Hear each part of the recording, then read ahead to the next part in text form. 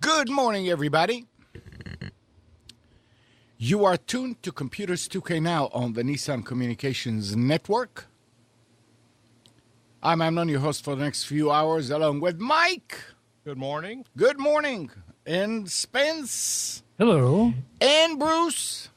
Nothing's quite as pretty as Amnon in the morning. Oh, gosh. Oh, no. And you can smell them, too. Oh, jeez. All right, that was... Oh. What was the famous quote? I love the smell of napalm in the morning. A what? Apocalypse Now. Wait a second. Our number is 919-518-9773. Computers 2K Voice on Skype. And today's show is being brought to you by thatvidblasterguy.com, Tom Sinclair, and by Adamus.com, makers of quality video recorders and converters for professionals. And today is March 23rd, 2014.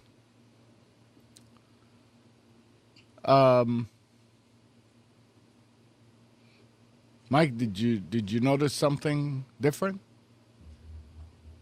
I noticed the size of the screen. What you're sending out is different. How about what was in it to begin with? Oh, I see the background. The border is different. No. Nope. Did you look at the video? On the stream or on Skype? You changed your hair color. You didn't know when you went to Computers 2K Now. What did you see in the video? I haven't gone there yet. Oh, I was watching the Lessons of Vietnam. It definitely looked different. So what happens now is there's no reason for anybody to refresh the screen anymore because I was feeding the live feed directly, and we're actually picking it up from the live feed. We're not doing Bamboozer. Oh, so we're like breaking news, right? Yeah. We motion, right? So this was done in order to save CPU on this machine here. And it is nice. So this machine is not streaming at this point. And if you save up enough CPU, you're going to buy something? Yeah. Yeah, I can pay for something with that. Is it like merchant green stamps where you can trade them in? You see, we remember, don't we, Spencer? S&H green stamps. S&H, yeah. Yep. What was it, from A&P stores? So really what you're watching now is the feed from Daily Motion, and you see that Bamboozer disappeared from under the video there. Well, the picture is not as crisp as it was with Bamboozer. That's because we're picking it up from another machine and bringing it back. But I don't think it's bad. Is it? And what happened to Bamboozer? So you're saying that this is double processed. That's got to be better. Kinda, yeah. It's ABC picture. Yeah, the frame rate seems lower to me on mine. Is what? And there's some ripping and tearing. Are you serious? Yeah, I'm serious.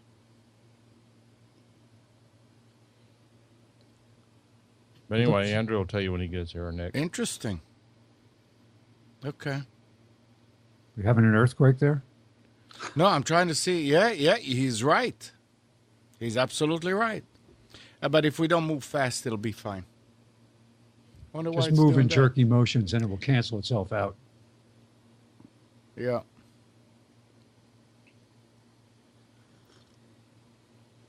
Anyway, yeah, if Andrew be here, he would say that it's because of VidBlaster. I don't think so.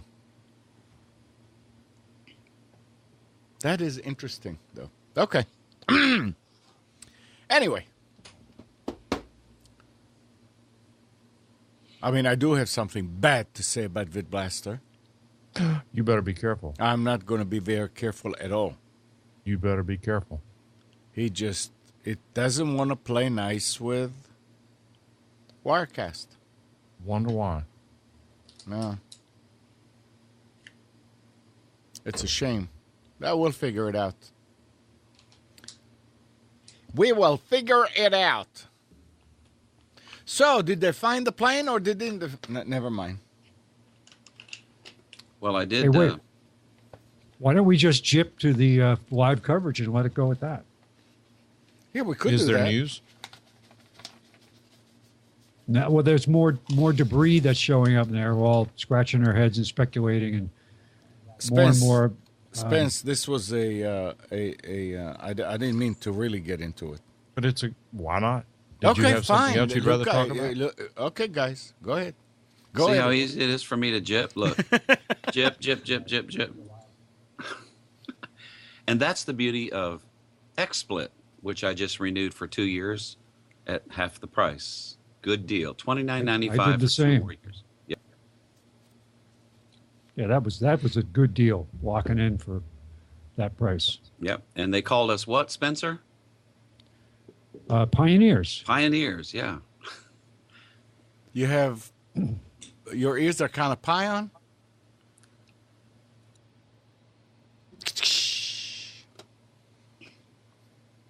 Run that by me again. Pie on ears? Yeah. Yes. On both ears. Somebody put a pie on your ear. That's right. It's hard. Well, go ahead. I was just going to say, it's really hard to beat it for just simple camera switching when you're wanting to do some live stuff and not doing any major production. Although I have done several local recordings for some little videos I'm doing called Turner's Tech Tips using XSplit. But, it gives me an opportunity to, to go to different things. I've got some little, that's not a good one, but just different things that I do. I got a small group training video. I'm doing a class, and so it just works out. It works out quite well for me for this particular type of thing. It's a tool that you're using.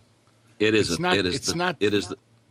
It's a good tool for this It's job. an accessory for what you're doing, and you're using it on the side to do certain tasks. Right. Somebody's echoing. Amnon is echoing. Okay. Somebody is echoing. Oh. I don't know, but Steve is with us. Morning, Steve. Good morning, everybody. I hope it's not me that's echoing. I don't know. Mike will be able to tell us. Seems to have dissipated. Okay. How are you doing, Are Steve? we experiencing dissipation on this show? That's what happens when you get old. I'm doing very well, thank you. How's everybody else? Morning, Steve. Morning there, Spence and Bruce and Mike. Well, there you are. And just so everybody knows, Tuesday. Is it Tuesday, Spence? Tuesday, yes. Tuesday, Spence is moving to Alaska for a few months. How do we know he's going to come back? Oh, 50 below is why you know I'm coming back. Yeah, but what if you get up there and actually get used to it? Well, I don't want to. I won't be staying long enough to get used to it. You're going for what they call summer, are you? Yeah, the summer that the average temperature is 75. It's one hell of a difference, isn't it, from the daylight hours to when it's night all the time? You know, the days there at their peak, there's 3 hours of twilight. There's no dark, really. You just can't imagine what that must be like living in, the environments that we all do. I'm talking about specifically the five of us that, four that people can see and the other one that they can hear. I dare say, and if you're living in Alaska, no it's different. You probably think ours is different and unusual. I've talked to several people. I remember when I was there on vacation, talking to people who worked in small towns and whatever, and this one woman tourist comes in and he's asking the owner of a shop, how do you take the summers? You stay here all winter long? And the woman goes, it's my home. I live here. What to me, this is normal. Mm. So just because you can't understand that doesn't mean that it's bad. But the lady, after this rude woman walked by, though, I was talking to the lady, and she said, I've lived here for 25 years, and this is what I love to do. I love to be here, and this is my existence.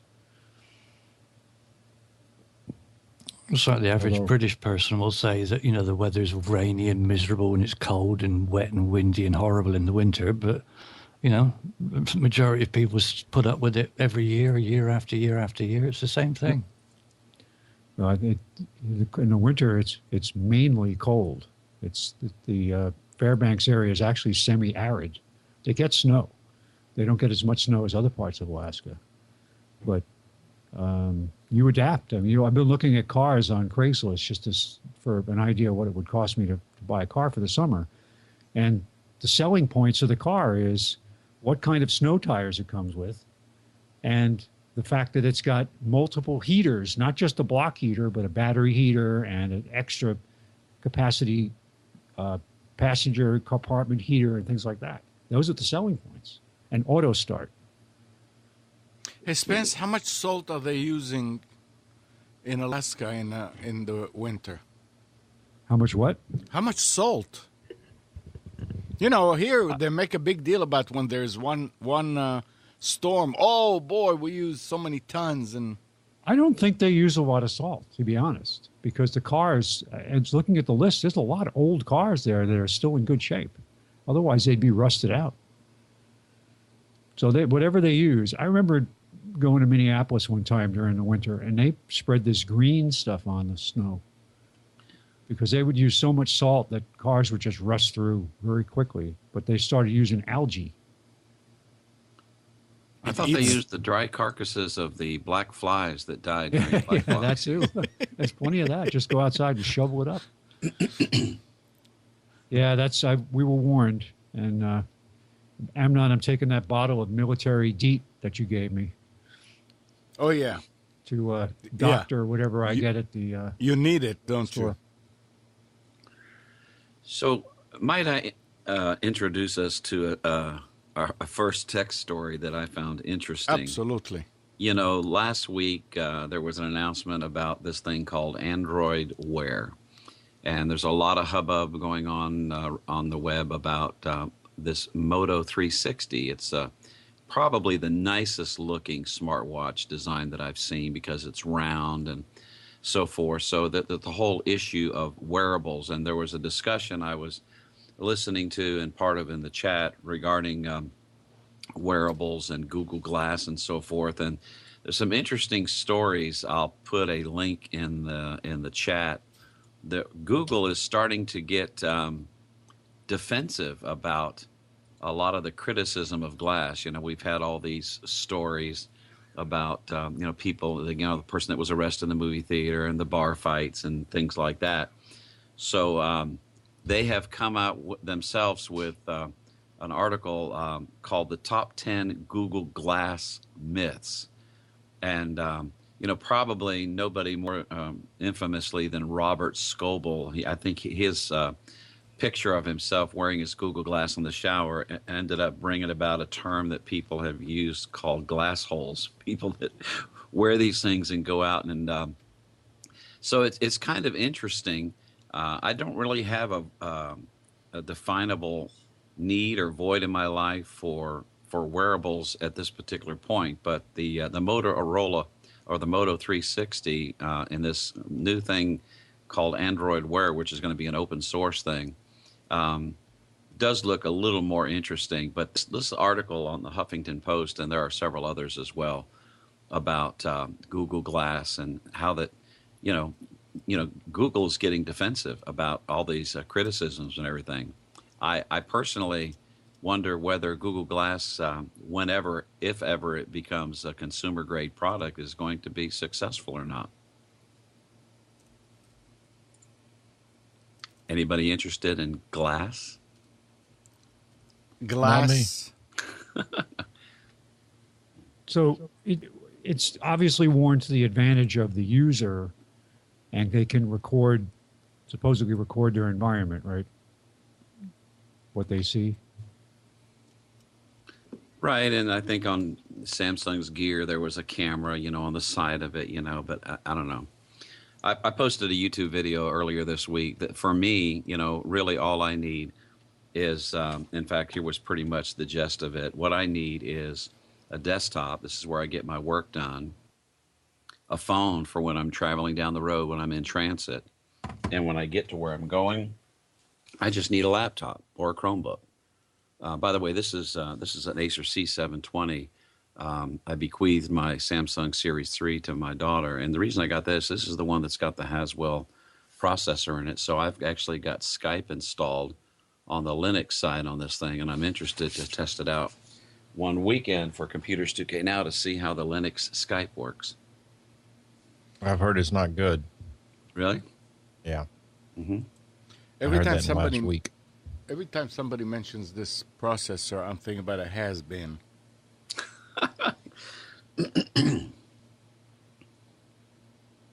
Why, Mike?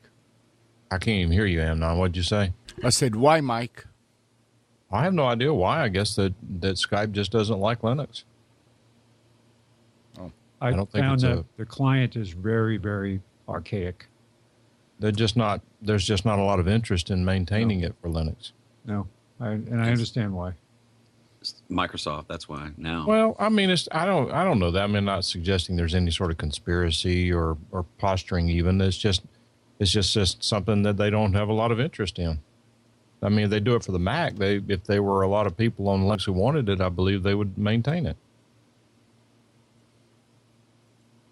Well, I'm told, isn't there some sort of a VM or something you can run in Linux to emulate Windows programs? There's a program called Wine. Yep, that's it. Yep. Maybe you can run it in that and it works okay. I don't know. I really don't know. White or red? But you got to have enough memory.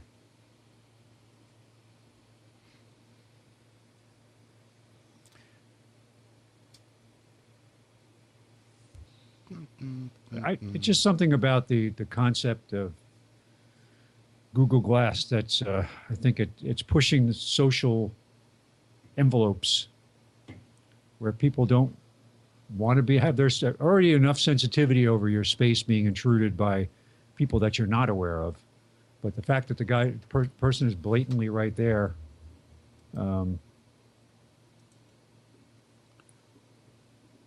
That's the part that I think people have a hard time with. Here's what I don't understand, and this, I just don't get it.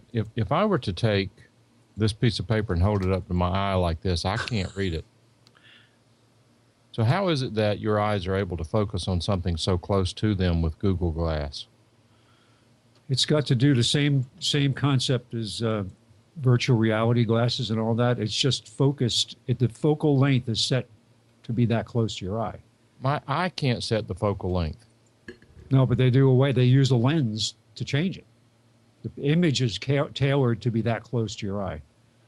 I'm interested in seeing it. I mean, it just blows my mind that they could do that, because theoretically, for people who have visual challenges, the ability to do that seems to open up a lot of possibilities. The military has had for many years. They've had those Night special. goggles? Well, it's a single eye for like a helicopter pilot, so he can look through it, but also see as he turns his head. There's a accelerometer in the helmet that he actually looks and sees, like the infrared image overlaid inside that prism. So he can look through and see a live infrared image as he turns his head that stays tracked with where he's looking. That's really fascinating what they do. Well, it's like how does a contact lens work? And it's the fact that the lens, the further away from your eye the lens gets, the thicker it has to be to accomplish the same correction. I understand. Contact lens is so thin. I mean, when I wore contact lenses, my regular glasses were like Coke bottles, but next to my eye, it was very thin. Right, but your eye is not trying to focus on an image that is on the contact lens. It That's is still true. focusing on an image that is far away from your eye. Well, they've got technology they're experimenting with where it's actually something that sits on the eye itself, and you can see what's written on it. Well, I mean, obviously it's working, or they wouldn't be selling it. But I just think that the optical arrangement is something that is a mystery to me at this point. I mean, I guess I sort of understand the focusing, the lensing thing, but I don't know. One of these days I'll maybe put on a pair and try it and be impressed with it. But right now, to me, it's just a mystery. Technology that's sufficiently advanced appears to be magic. Fred Anderson, Kia of Raleigh, the smart choice. That was me. Quit playing.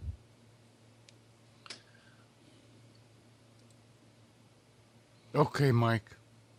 Sorry. I'm sorry. All right, let's see. The UK Minister for Immigration and Security, James Brockenshire, has called for the government to do more to deal with unsavory rather than illegal material online. Terrorist propaganda online has a direct impact on the radicalization of individuals, and we work closely with the internet industry to remove terrorist material hosted in the UK or overseas. Isn't that interesting? Unsavory versus In whose illegal. opinion? What? Fine. My opinion. I just wish they'd use the correct words instead of ones that they think match. What do you mean, Steve?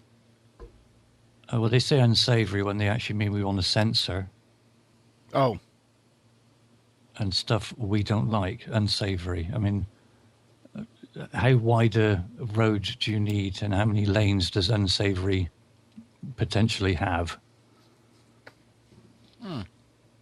It's the same as reasonable.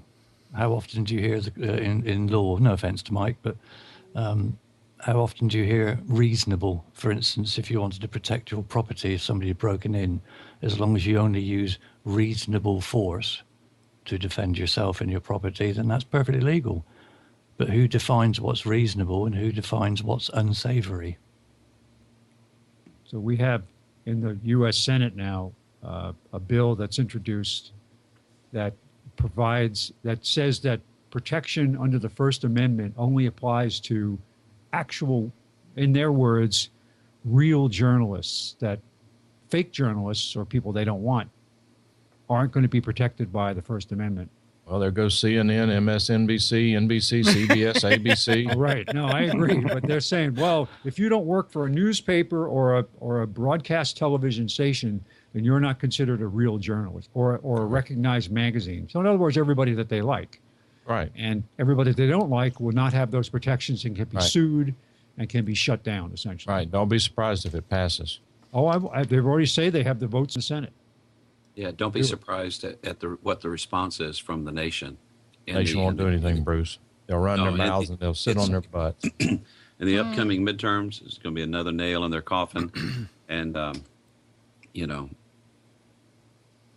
people are going to just have about enough of this, I think. But I hope you're right. I think you're wrong.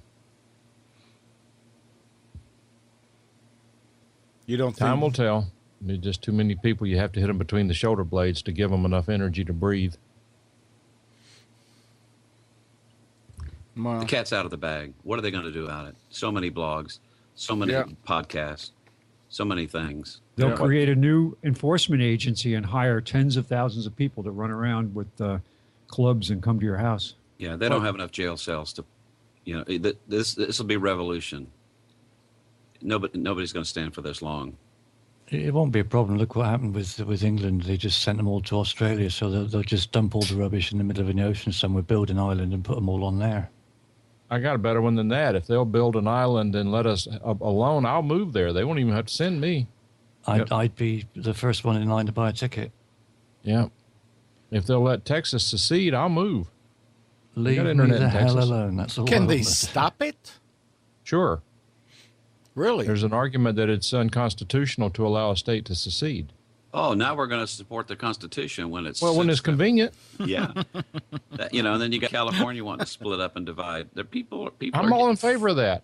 People are getting fed up with this crap. No, they're not, Bruce. I mean, I'm not arguing with you. I'm disagreeing with you. I'm not arguing with you. Right. I just read the book, and while we're off the subject, read the book Extortion by Peter Schweizer. Extortion, Peter Schweizer, Schweizer, Peter Schweizer. The libraries have it. Get it, read it, and then we'll talk about it. I just finished it last week. Is there a Kindle version? There is. Good. Is there an audio book? I don't read. Is there There is. is. There a Chromebook version? Steve, I don't know if you would. It's primarily about the United States government. You might find it interesting, but you won't get as much out of it as we have to.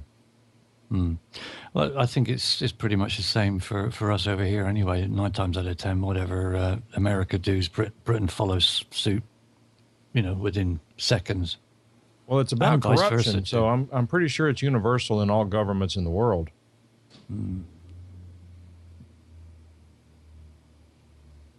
Okay. Except for Sweden. Sweden? Hurdy-gurdy-gurdy-gurd. Yeah. Yeah. You can't. People ask me why I how don't can do you a not podcast. like Sweden? Blonde-haired, big boobies, and soreness. Mike, if you did a political podcast, you'd have a coronary and a heart attack and an aneurysm and a stroke all at once. No, not really. The reality is that I'm actually pretty calm about all this stuff because I came to grips with it about 5 years ago. That doesn't mean I still don't get disgusted and frustrated because I've got kids who are going to have to keep living in this nonsense longer than I will. No. But the reality is that while we're off the subject, I have a father-in-law who is pretty much a genius in terms of how well read he is. It's just astonishing what this guy knows. When I first met him in 1976, he started telling me what was going to happen in this country. And he's just nailed it. I've been knowing since 1976 that we would be where we are now.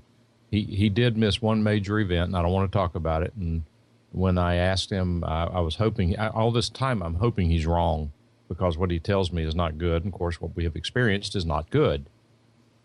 And whenever he got this one major event wrong, I said, well, what do you think now? He just kind of smiled and he said, just postpone everything I said by 4 years. Oh, okay. Exactly right. So anyway, the United States has been the greatest country in the world, in my opinion. It has accomplished more than any other country in the world, but we are quickly giving up our position in the world, and I don't even know that it's a particularly a political in terms of party kind of statement, but in terms of a political infrastructure, the United States better be careful because we've got people out there who hate us who are gearing up to have dominance over us, and I'm speaking particularly of China. Well, I think that currently we're abdicating so many different functions that we had, and yet we're talking out of both sides of our mouth. Oh, we'll be strong on this, but at the same time, we're going to cut back our military to pre-World War II levels. It's just it's insanity. It's crap that comes out of college campuses by people who have never managed anything in their lives, who just have no practical experience. But say, oh, wouldn't the world be nice if it was like this? And just think about it. There can be a 777 flying over Asia undetected for 7 hours. Yep. How safe are we? The biggest fear is that they're repainting it with El Al colors and going to fly it into Jerusalem or something like that. As long as they let the people off, that'd be okay. Oh, I think they killed the people when they flew to 45,000 feet. That was the point of that, was to fly up that at altitude, vent the cabin, and everybody be dead. Well, are you saying the pilots would have survived? Oh, they have their own separate oxygen system. So you're saying, well, but then again, could they not do the same thing at 35,000 feet? Oh, they could have, but maybe they thought 45 was better. I don't know. But the point is, at that altitude, if you vented the atmosphere in the plane, people would be unconscious within a minute or two and dead in 6 or 7 minutes. Well, my understanding is quicker than that, but... Well, you'd be unconscious very quickly. Yeah. Well, and that how long it took you to actually die. I mean, 5 minutes to be deprived of oxygen before your brain stops working. So.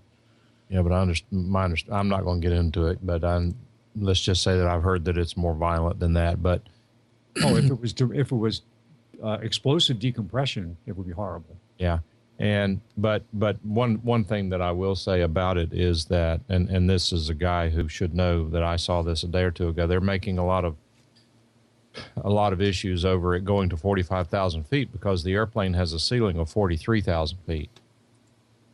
That doesn't mean it blows up at 45,000 feet. That means the ceiling number also is just the design limit. That doesn't mean it can't go higher. A submarine can go deeper than its crush depth.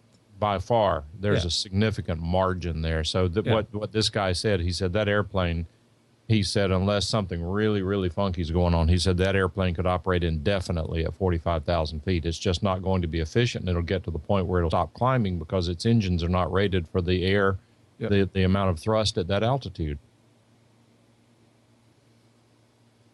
It's not like the cabin's going to blow up. The cabin could probably go into outer space. Well, just think about it. In Airport 77, the cabin withheld 150 feet of seawater, so it must be true. Oh, okay. I never saw that. Hey, back is a good tech, couple good tech stories related to the issue of security in our country and everything. One that I haven't digested yet, I thought was interesting, was the NSA hacking the Chinese servers. But there's been some big news this week about emails, and one announcement from Google, and the NSA can't be happy about this. They have tightened HTTPS protections in email in light of government snooping. So my understanding now, and even though the government could still get a court order, and Google would be forced to decrypt and give them the message.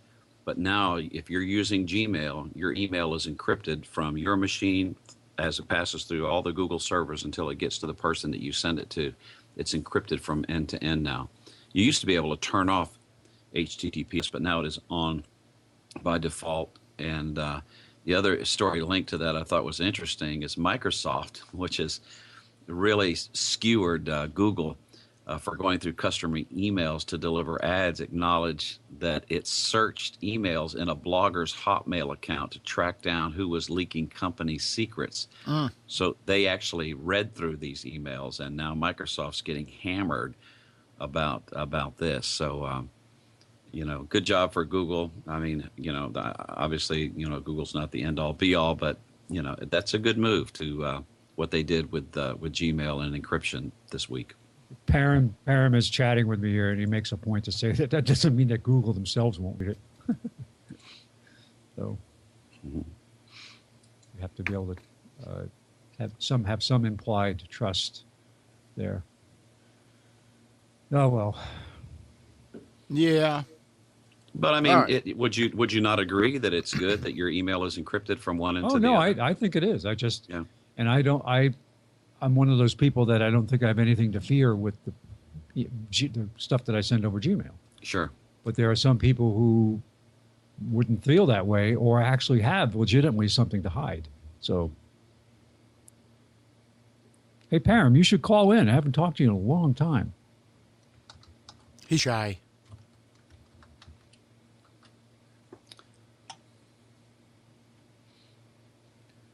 Which reminds me, I'm just going to go log into one of my Gmail accounts as we speak. Eiffel is saying latest news. French satellites spot possible plane debris. I love how they went up all this debris and then they say it may just be light reflections.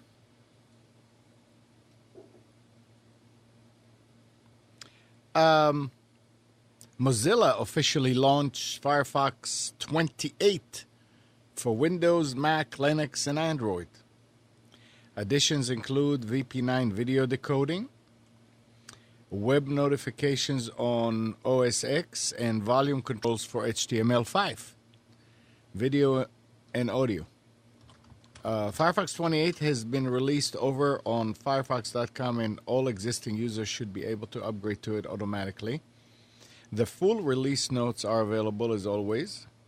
The Android version is trickling out slowly on Google Play. Mozilla also announced tools to bring the Unity game engine to WebGL and ASM.js. I'm not familiar with those two. But that's... And in the meanwhile, Mozilla kills Metro Windows 8. Yes. They decided not to spend any more time on it.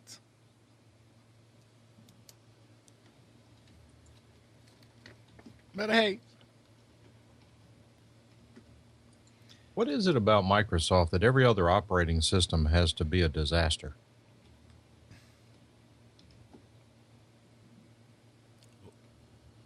I don't know. You'd think they'd be smart enough to figure that out by now. The next story about this says, following the release of Firefox 28 just 2 days ago, Mozilla today updated its Firefox beta channel to version 29 for Windows, Mac, Linux, and Android. This is a massive release. Firefox Sync has been revamped and is now powered by Firefox accounts. There's a new customization mode and the major user interface overhaul. Australis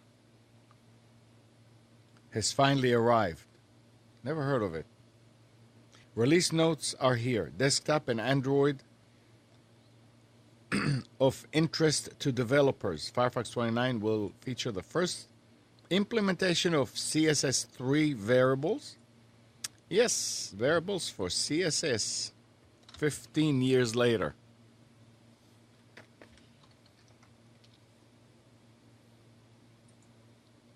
So it's going to do stuff for style sheets, which is nice.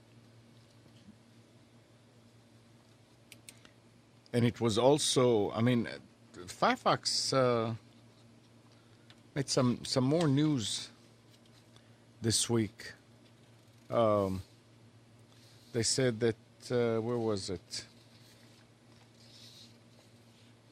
Although IE, Chrome, and Safari were all attacked and all were exploited, no single web browser was exploited at this year's Pawn-to-Own hacking challenge as Mozilla Firefox. A fully patched version of Firefox was exploited 4 different times by attackers, each revealing as zero-day vulnerabilities in the open source web browser. When asked why Mozilla was attacked so much this year, Sid Stam, Senior Engineering Manager of Security and Privacy, said, Pawn-to-Own offers very large financial incentive to researchers to expose vulnerabilities, and that may have contributed in part to the researchers' decision to wait until now to share their work and help protect Firefox users. The event paid researchers $50,000 each for Firefox vulnerability. Mozilla now pays researchers only $3,000 per vulnerability. So that's where they test it.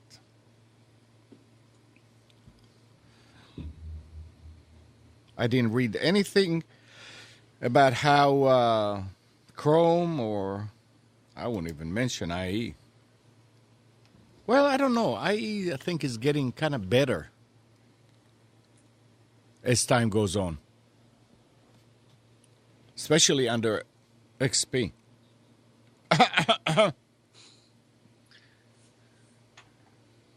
Not a word from the room. XP, what's that? Who? Proprietary. We're letting you have your moment. Ignoring standards. Hey, Sucks. I solved an XP problem for my aunt and uncle by getting them a new laptop. Boy, did I get a deal last week on Sunday. I went to Staples because they had some of the entry-level machine was on sale, and I wound up buying an open box, and price was like $217 for the computer, and it was obviously had never been used. It was, they opened it, said this isn't the one I want, and closed the box. So it was really pristine condition. Had never been, probably had only been turned on if ever once, but good deal on that. And then the guy was trying to sell me a Square Trade warranty for $69. I said, nah, skip it. He said, well, how about if I make the Square Trade cost $15 more than the price you're paying for the computer? I said, okay, if you can. So I got the computer for 160 something, and I bought the Square Trade policy, 2-year replacement policy, and got the whole thing for $230. What a deal! Nice. What a deal. And a friend of mine gave me an uninterruptible power supply from Office, I forget what brand it is, from Office Depot. For some reason, he chose to buy the 2-year extended warranty, which I never buy those, never. And guess what? The darn thing failed 2 months before the end of the 2 years. So they sent me a shipping label. I packed it up, shipped it back. I just got the check in for it this week. Full list price, 2 years old. I don't get it. I don't get it for a lot of things. I mean, I always used to listen to Clark Howard and how he said it was always a waste of time and just a profit center for them. But in a couple of Life times, insurance. It's useless until you need it. no, I mean, like Square Trade is probably one of the fairest one that's out there, and you know what you're getting. Like, it's usually, you pay so much for a product, they'll give you credit up to the retail price to either repair or replace it over time. Right. And so but people need to be careful because 2-year extended warranty. Well, that's not giving you 2 years over and above the manufacturer's warranty. Nope. That's just giving you 2 years from the date of purchase. It just makes it a little more enhanced. So I remember the one thing that Clark Howard thought was a good idea was machines bought for college students. If there's a service center on the campus and you can pay for a contract that will cover it, if they should drop it in the toilet or falls out the dorm window or something, they can immediately get out of the machine. There's nothing worse than getting that call 2 o'clock in the morning. My PC doesn't work, and I have to submit a paper. Got to start or on whatever. my paper. It's due tomorrow. Go to the lab.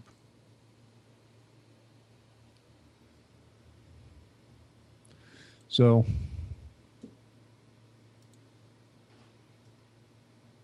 I also, I think I was talking about this last week about Simple TV. And Yes. I've got it set up and running. I have had some glitches with it, and I don't know if it's going to happen again. But it became unreachable at one point, and I don't know why. But I kept resetting it because I kept trying different configurations. I had a rabbit ear antenna, didn't work very well. And then I bought a Winegard omnidirectional powered antenna, which I set up in the highest point I could in my attic. And now I get 40 channels, 34 of which are identifiable in the directory. The other ones apparently they're far enough away that my zip code doesn't have information about them in the directory tool that you use. But the other, it's No issues with it except for the fact that last night when I tried to access it, I couldn't. And I had to reset it from scratch again and rediscover the channels and go through that whole process. I had a funky thing happen on my i7 computer. I was logged into it from the office checking something, and all of a sudden it became unresponsive. And I tried to reboot it, and once it rebooted, I never could get back into it. When I got home, which was no big deal, but when I got home, it had dropped the internet. It could not connect to the local network. And I started horsing around with it, trying to figure out what was going on. I thought the router maybe had croaked, so I rebooted the router. That didn't solve it. I rebooted the switch. That didn't solve it, but I plugged the Ethernet cord back in, something along the way. I can't say that's exactly what it was, but just for safekeeping, I moved it over to a new port on the switch, and so far so good. But this is with a brand new Cat 6 Ethernet cable. The computer's relatively new. The switch is brand new. Something went funky somewhere. I suspect this was also I'm directly connected to the router. In order to set this box up, you have to be on the same physical network. And does it have a tuner built in? It has a tuner built in, yeah. But you need to have it. It uses UDP to find the box. So you have to be it says you must be connected to a port or a port on the same switch or a port on the same router. And you said it doesn't work on wireless. It does not. You have to be connected. Well, I could use a wireless computer. Well, let me take that back. I can log. Let me think about that for a second. It doesn't matter. I mean, it was not the setup has to be physical, local. Yeah.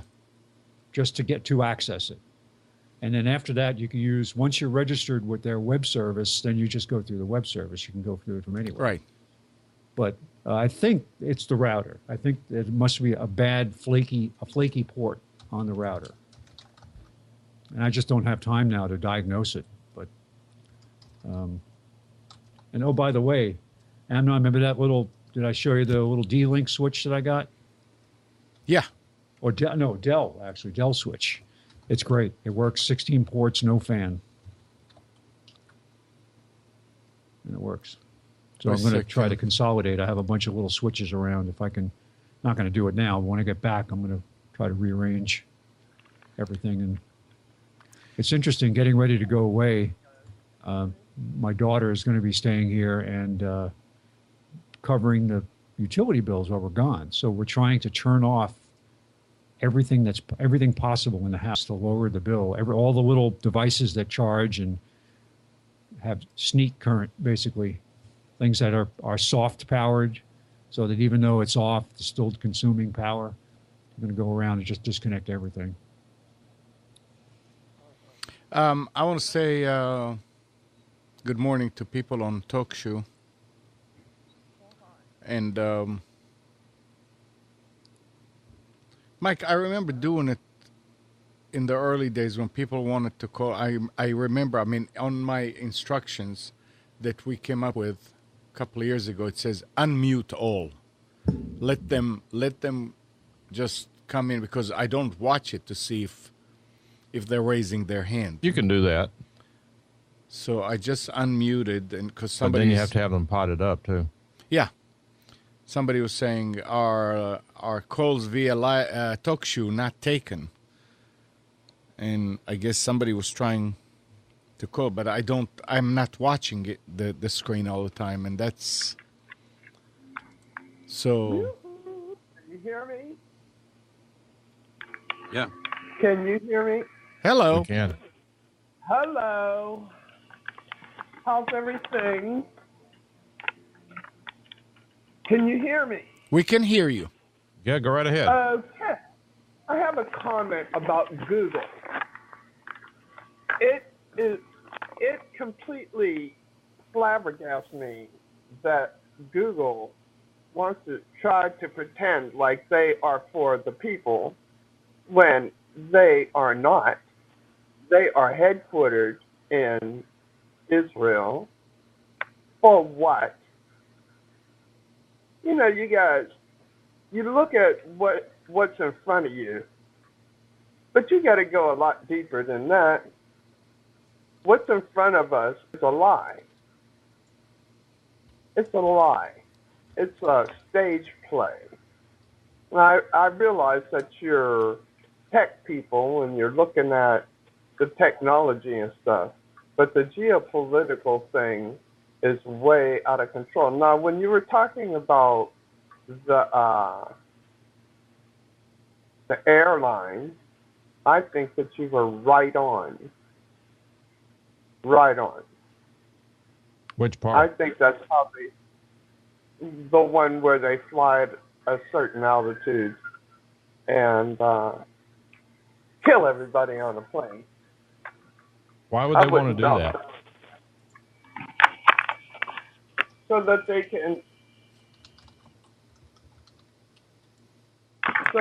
can create. We're getting some noise from you, like you're moving your phone or your microphone or something, and that's really making it hard for us to understand what you're saying. Okay, wait. I got a headphone. I'm gonna plug it in. That'll be a lot better. Yes, what you're doing is not working. Okay. Hold on.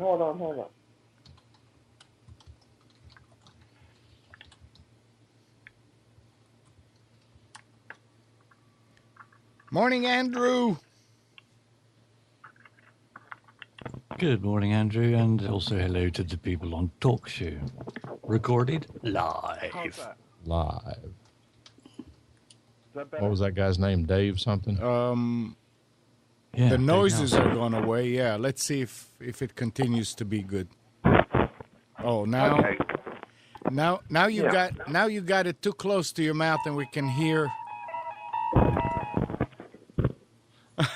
How's that? All right. Go ahead. Give it a shot. We'll give you one more shot. Okay. That is awful. I'm not on a regular phone. I'm on a Google phone.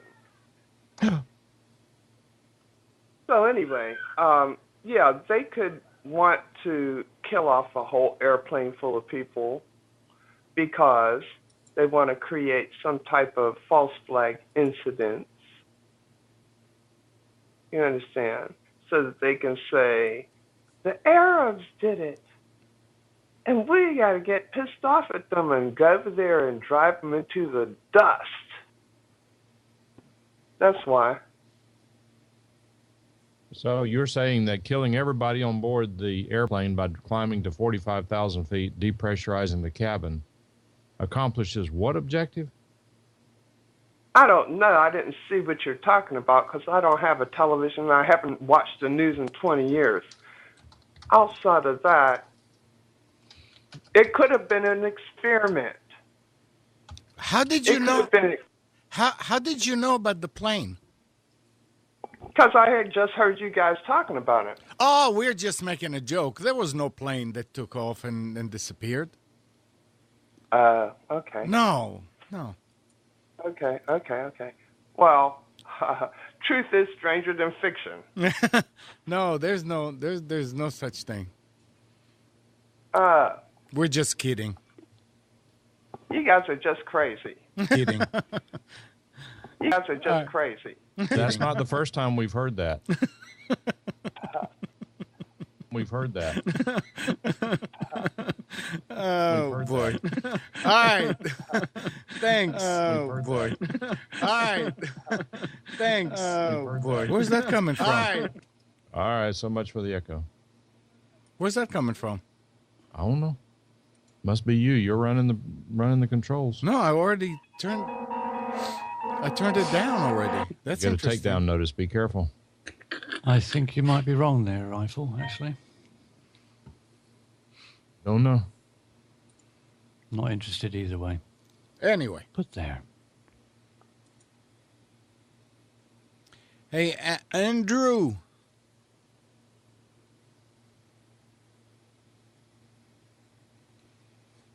Are you guess 5, Steve? Yes, you're correct. Wonder how I knew. Probably the way I speak and the way I type and write is exactly the same, so most people can tell me normally straight away. What is a numpty? Numpty is a brilliant word, actually. I used to use it quite a lot. It's somebody that's a bit of an idiot, a bit of doesn't really know what's going on. A bit of a sort of full twit. Numpty. It's a good word. Well, since we are not on the radio, if we get whatever the word bombed, it's not exactly going to be the end of the world. Right. Steve, what do you mean by request to talk? That means I have to watch the screen. Yeah, if you click on the mute all. Yeah, I did. And now you've got the somebody's called in. Yeah, you can see that they've got the red no entry sign. If they do want to talk, they hit there on their screen. It says request to talk, and on your screen, you've either got you can click on I understand. their name, or you can do next in queue. I understand that, but that means that I have to watch the screen constantly, kind of. Yeah. Well, Yeah. I'm in there at the moment as well, so I'll keep an eye on it. If somebody new rings in, I'll let you know. Okay. I see Rick Allen's called in. Sorry, is in on the chat at least. Hey, Rick. Good to see you. I haven't seen you for ages. All right.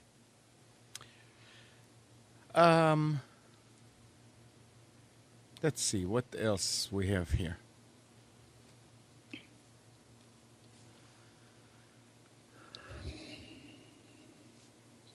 This is I never used it, but Microsoft announced that OneNote, including the full desktop program, will be free for anyone who wants to use the program. A And version that's of not quite true. a They version. created a free version. Yeah, it says a version of the program for Mac. Oh no, it says a version of the program for Mac also appeared in the App Store yesterday. Right. This There means is a free version, and it will meet probably 80 to 90% of the needs of the people who use it. But it's not just that OneNote is now free. That was sort of a misleading headline. okay. This means that a native edition of OneNote is available for most platforms, including iPad, iPhone, and Android, but not Linux or BlackBerry. Microsoft will continue to offer a paid version of OneNote with business-oriented features, including SharePoint support, version history, and Outlook integration. So I guess these three things are not in the one they released. The partial rebranding of OneNote also includes some new tools, like a program specifically designed to make it easier to take a picture of a whiteboard. Is this a signal that Microsoft decided that they need to compete with Apple by making their productivity applications free? Who I cares? just think it means that OneNote is unable to compete with the volume that Evernote has. You They want mentioned OneNote's earlier business. about Windows XP and that they're stopping support from it. About 16 days, 17 days away, something like that. Did you read that Microsoft is offering a rebate of up to $100? For what? They're offering a rebate. On what? Well, if you buy a new computer, in order to benefit from the up to $100 deal, a consumer must follow certain guidelines. A new computer must either be a Surface Pro 2 or have a retail value of more than $599, and it must be purchased from a Microsoft store. The Surface 2 and some PCs are excluded from this deal, although Microsoft support for XP will end on April the 8th. Users will continue to have access to this £100 offer to ditch their current computer until June the 15th. So if you've got if you're thinking of buying a new computer and you've got this really old one that's just sat in the corner, you think, oh, I ought to be chucking that out, really. Don't. Take it with you to go into the Microsoft store to buy a new computer. They'll give you $100 for it, get rid of it for you, so you don't have to pay any charges for disposing of it, and you get yourself a new computer with $100 off. Whoopee, that can't be bad. It's a shame we don't have any Microsoft stores in the UK, otherwise I'd take advantage of that offer. If you're not familiar to it, you can go to bestbuy.com/trade-in, and you can answer some questions and come up with an estimated value of what it is you want to trade in. It's a good deal if you've got an old one sat in the corner gathering dust.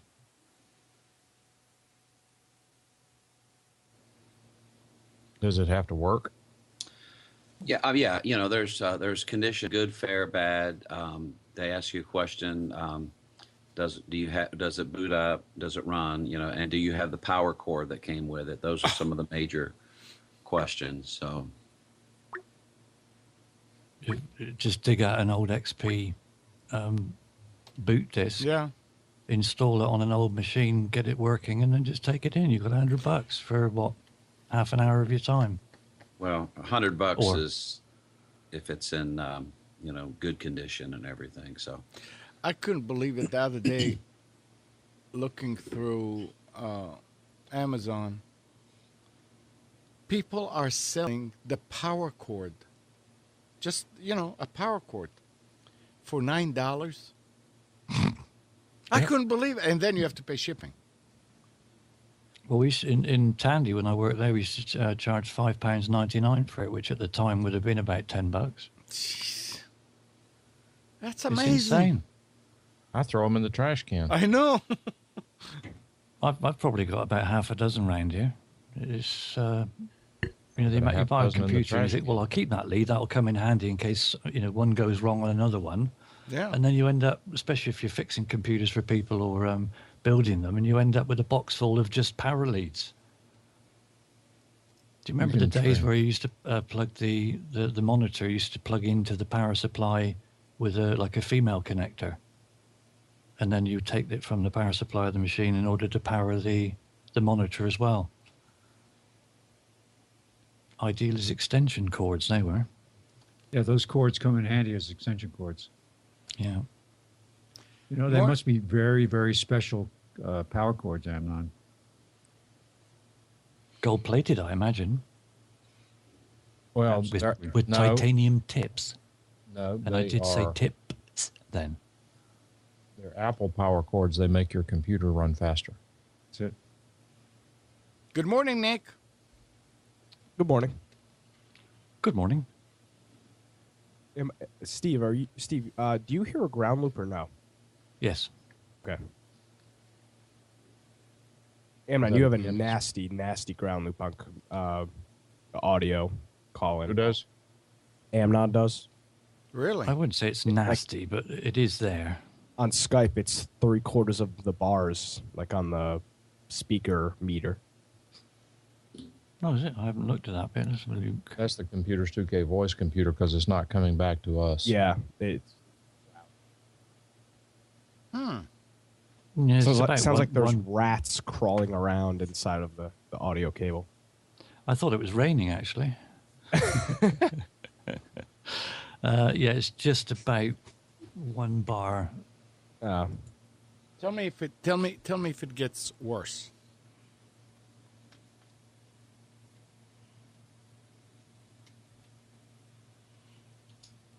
No, huh? No. Nope. We can do this after the show. Okay. Yeah. It's interesting. not. It's not a terrible hum like I used to get on mine when I had a ground loop. It's just a bit of a sort of crackly bit in the background. But when people are speaking, it's only when it's silent you can hear it. Yeah. I was just wondering because I wasn't used to hearing it on the line. And as we're sort of kind of pretending to be a radio show, internet show sort of thing, then generally speaking, there isn't any more silence for more than, at least, I don't know, 10 seconds. you can call the what is it? The guest. What? The one that Steve normally calls. I'm not using it. I can hear you, Amnon. And you move away from the mic. Nissan guest, and that. I mean, if it bothers you in your ear, no, come on, Mike. I mean, you wouldn't want to sit there and hear it all the time. No. I said when you move away from the mic, I can't hear what you're saying. Oh, I'm sorry. I thought you said not to. Is it no, NCN guest? it's Nissan guest. NCN. No, it isn't. It's It is? NCN space guest. I'm going to try that one. Okay. It doesn't bother me because I'm listening on a cordless headset for the earpiece anyway, so I can't hear what I'm saying. So It just means I can move away from the microphone when I've got it muted, and not have to sort of sit here on the chair getting a numb bum. Sounds better, Nick? Write that down. Another great Steve saying, Have to numb. Sorry, Nick. I had you pot down. Sound better? Oh yeah, it's completely gone. Go ahead, Steve. You can move there too. Yeah, okay. If it's more convenient for you, I can do that. Or if it's no bother, I'm happy to sit here. I don't mind. It's up to you. I'm just saying that if you want to, you can Okay. move. If I get agitated, Okay. then or any more agitated than I am already, then I'll move over there. All right. Yes, numb bums is quite common for people that are relatively thin, or in my case, extremely skinny, because you've got no flesh or no fat on you to pad you out. So if you're sitting on a chair that doesn't have much padding, then you end up with a numb bum. Numb Or bum. a numb rear, as you'd Numb probably bum. say in the US.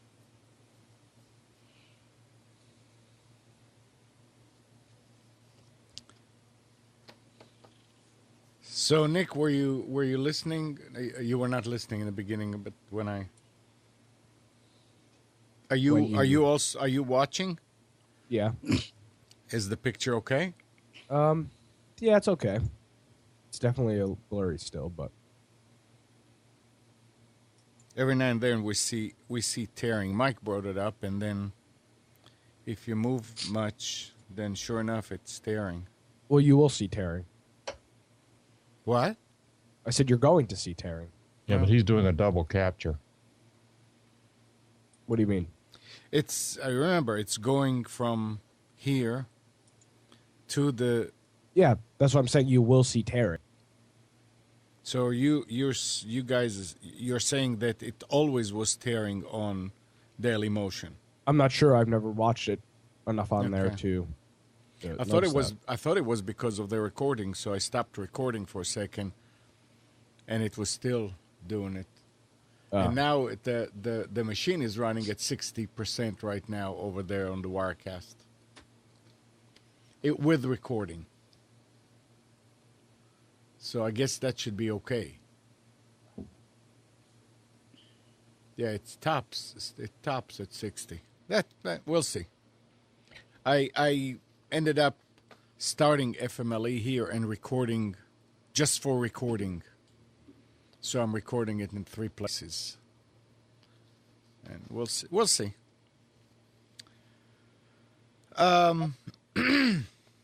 So well, I don't know that you want to talk about your new endeavor, Nick, but did you keep on working on it? I'm sorry. What? Can you repeat yourself? Did you keep working on your new project? Yeah, and I was having some DNS issues this morning. Somebody, Sean sent me a Skype message last night telling me that the website wasn't working. So I spent 45 minutes this morning trying to figure out why my website was redirecting to some Verizon page. Yeah. He sent me the wrong URL. Oh, jeez. There was an S, and I just found that out after doing all these whoises and contacting the company and telling them that there was an issue. Oh. Do So you want to tell people what? No, Okay.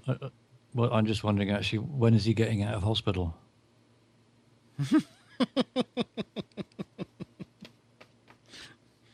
He's too far from Nick to to do that. I know I could pay somebody to do it. That's infuriating. Who uses Dropbox? We were Everybody. talking about it, right? I do. So Dropbox plans to give users the ability to switch between business and personal files without having to constantly sign in and out.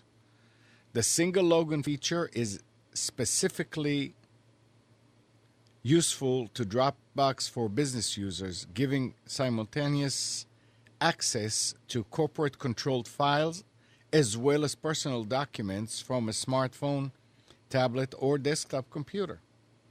The cloud store giant introduced single login for beta testing late last year. It's officially set to launch on April 9th. I don't use Dropbox, but I guess If you have a business and personal, it's two different accounts, two different logins. I guess it's still going to be two different accounts, but you're going to be able to log in with the same. Well, for example, if you look at Google, you can be signed into multiple Gmail accounts. You just Right. click the name and there's a drop down. So, I mean, it can be done. Yeah, I need to figure out how to do that because I keep on having to sign in and out with when I go to YouTube.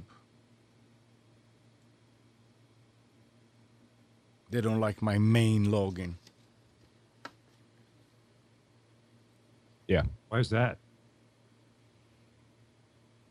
What? Why is that? Because my main one is the one that I always use, and the new one is for computers. I mean, Nissan Communications. And if I go with my main Google login, it doesn't like it. It doesn't show me what I want to see. Well, it so doesn't like it because you haven't registered YouTube on that account. Yeah, I need to figure out how to do it.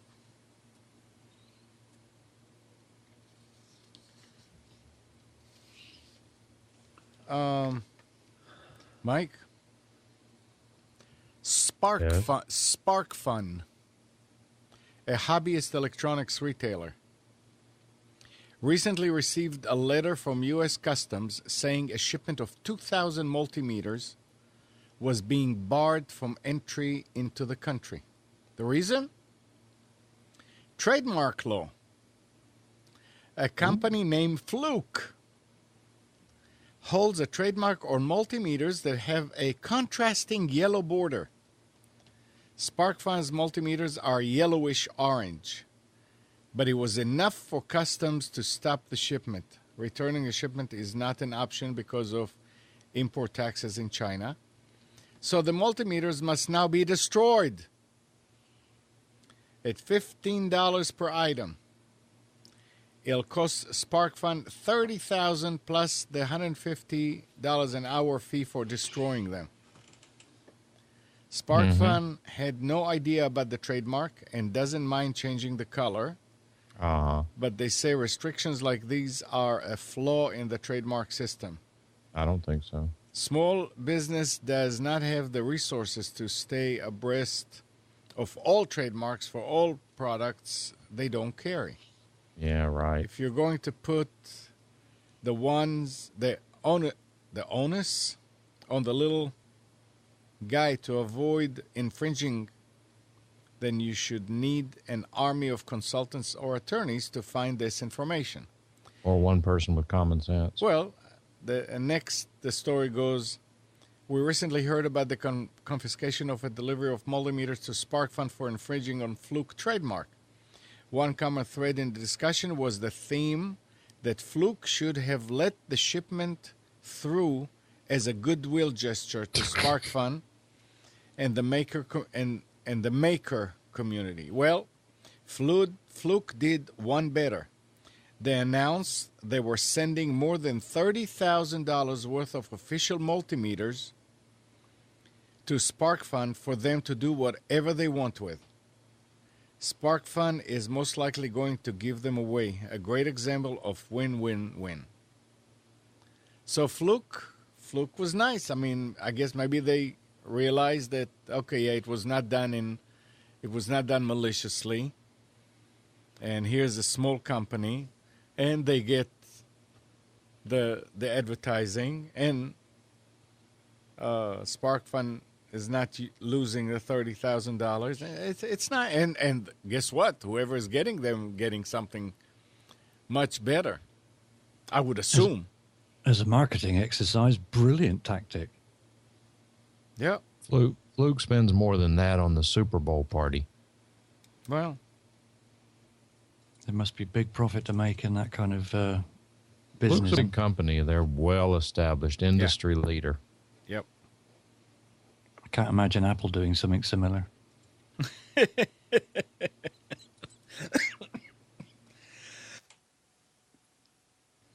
Right.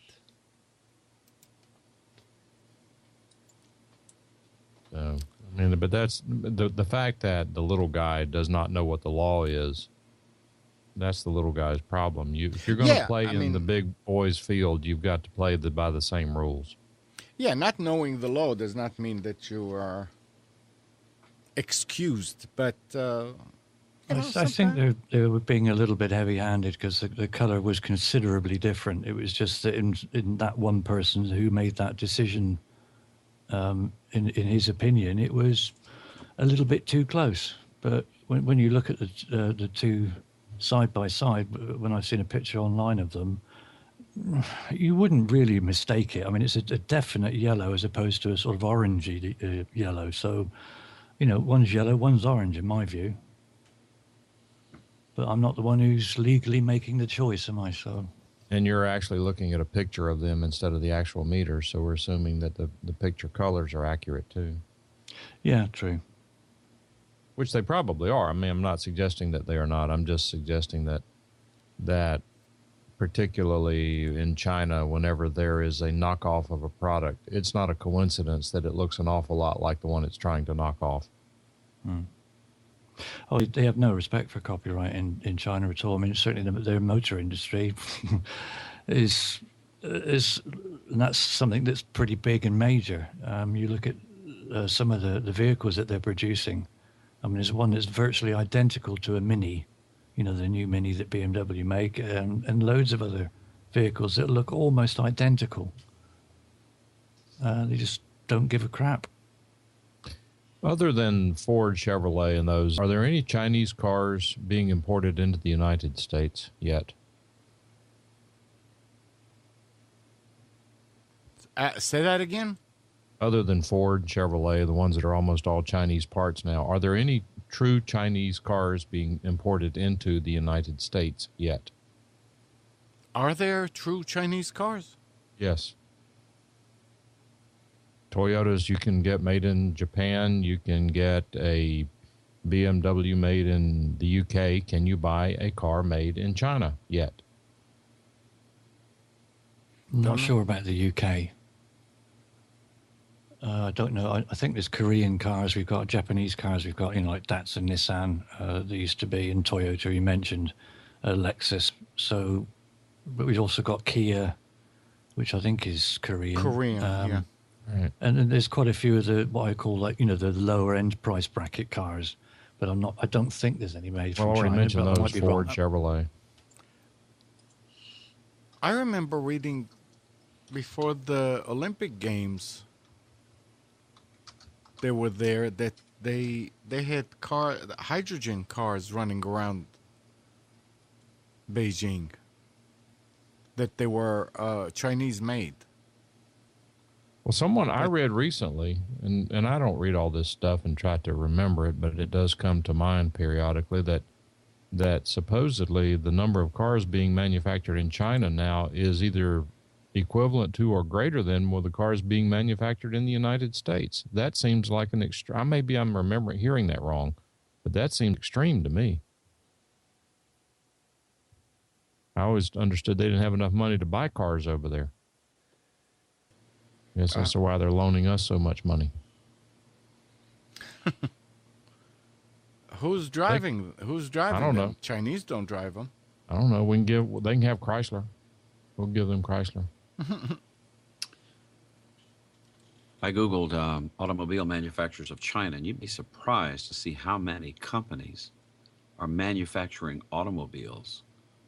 These are Chinese companies. I mean, they're listed in alphabetical order in this Wikipedia page. Quite surprising to me that there were this many. So what happens? Can you suggest that any of them might be being, Gene, do you know if they are being imported into the United States? Because if and when that happens, I mean, look what happened whenever Volkswagen started importing the Bug in the United States. It was what was it at the time? One of the lowest priced cars, if not the lowest priced car you could buy, and these things multiplied like rabbits. Yeah.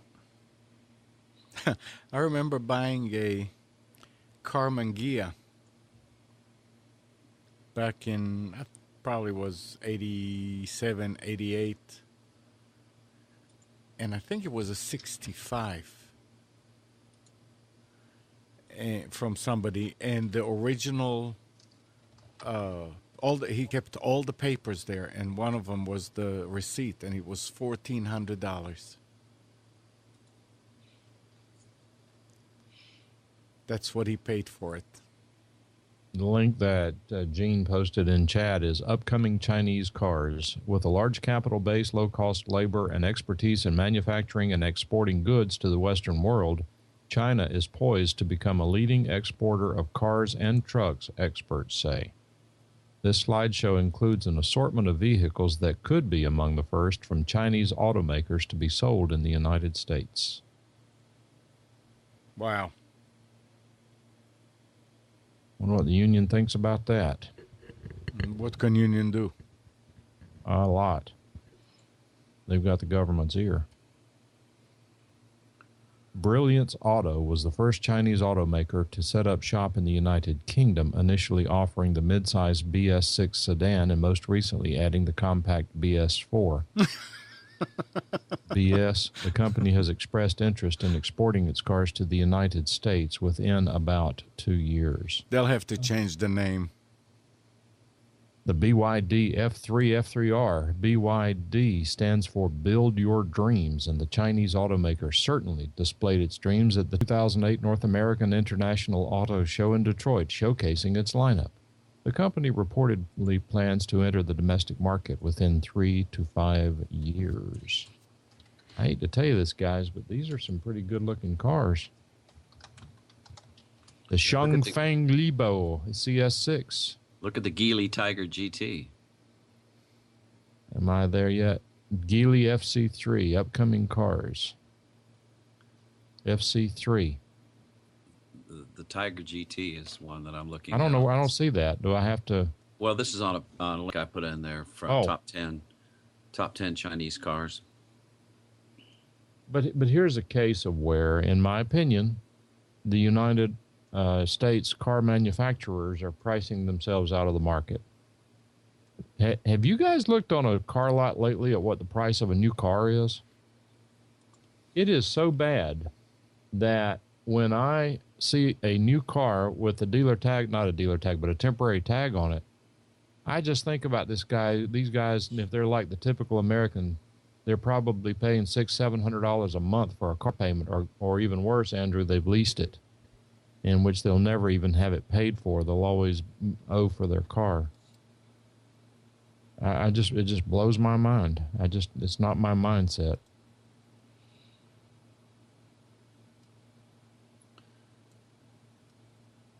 Hey, I think I'm going to need to restart, if that would be all right with you. I was opened up Windows File Explorer and had to print out some music charts for later today. Yeah. And I right-clicked on them, to go ahead and do a quick print. And I have lost Windows Explorer. I'm looking at two purple screens on both my monitors. I still have my browser up and Skype and XSplit. So you're just going to restart something real quick? It would be a reboot. I can hold tight just like this for the rest of the show, or I can reboot. No, I mean, I want you to feel comfortable. So if you need to, all I was saying is if you're going to do it quick, I will not change anything. Oh, yeah, it would be quick. Go for it. All right. Do it. And Amnon can switch to the whole capture instead of me, since it's going to get funky anyway. Well, in that case, to really stress you out, Amnon, and see if you can cope, I'm going to call in on the other line as well. Sure. Two things at one time. Boy. Steady. Sunday as well. Where's Nick? He's not crying for me. Whoa.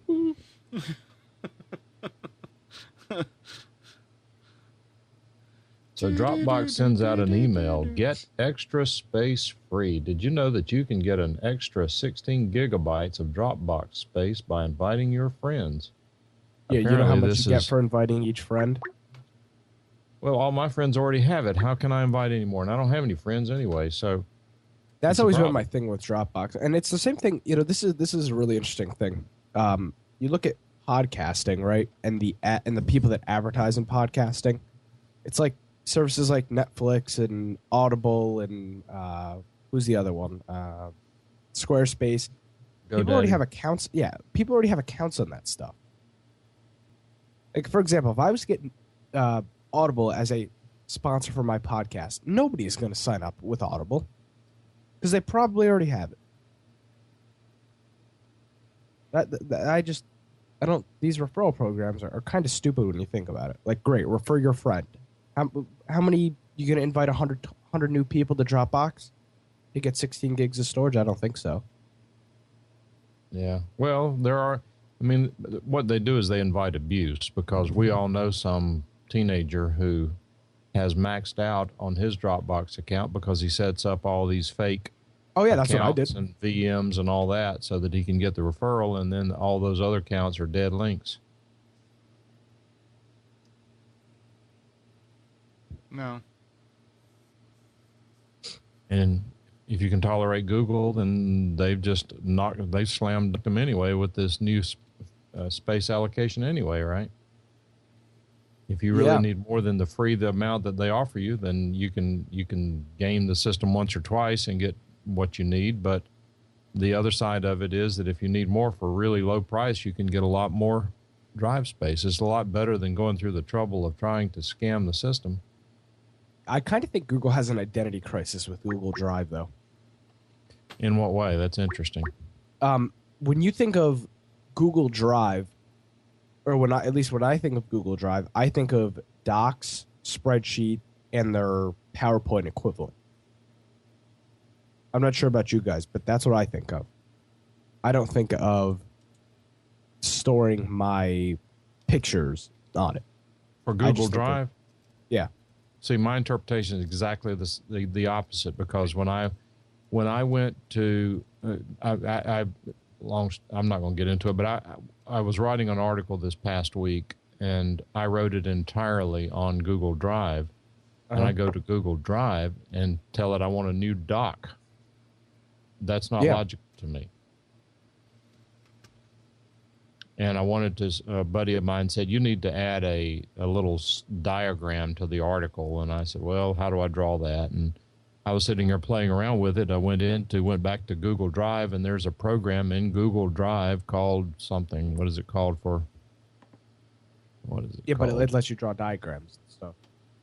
It is called Drawing, original name there. And I did a very poor job of drawing a diagram, but I guess it's better than not having a diagram. Just cut and pasted it, did everything. What I'm getting to is I did everything right there on Google Drive, which to me should have been really what they're trying to intimate is Google Office. They're trying to suggest it's an office suite.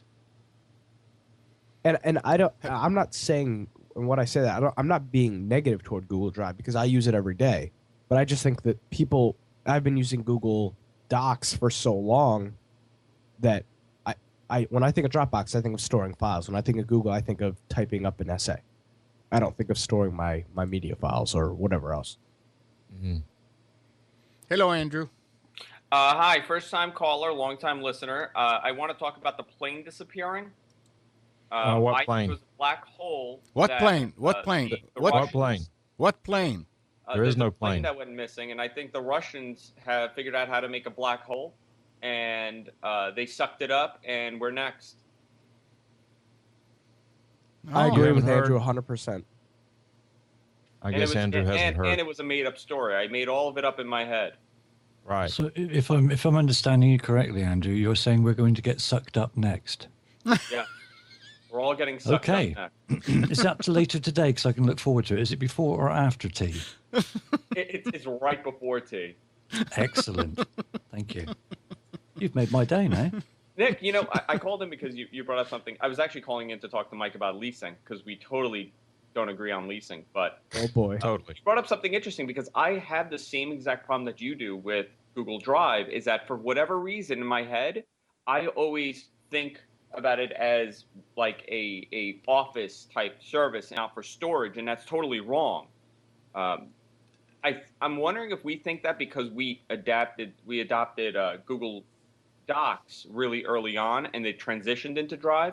But if someone is new to the whole Drive thing, I don't know if they'll see it like how we see it.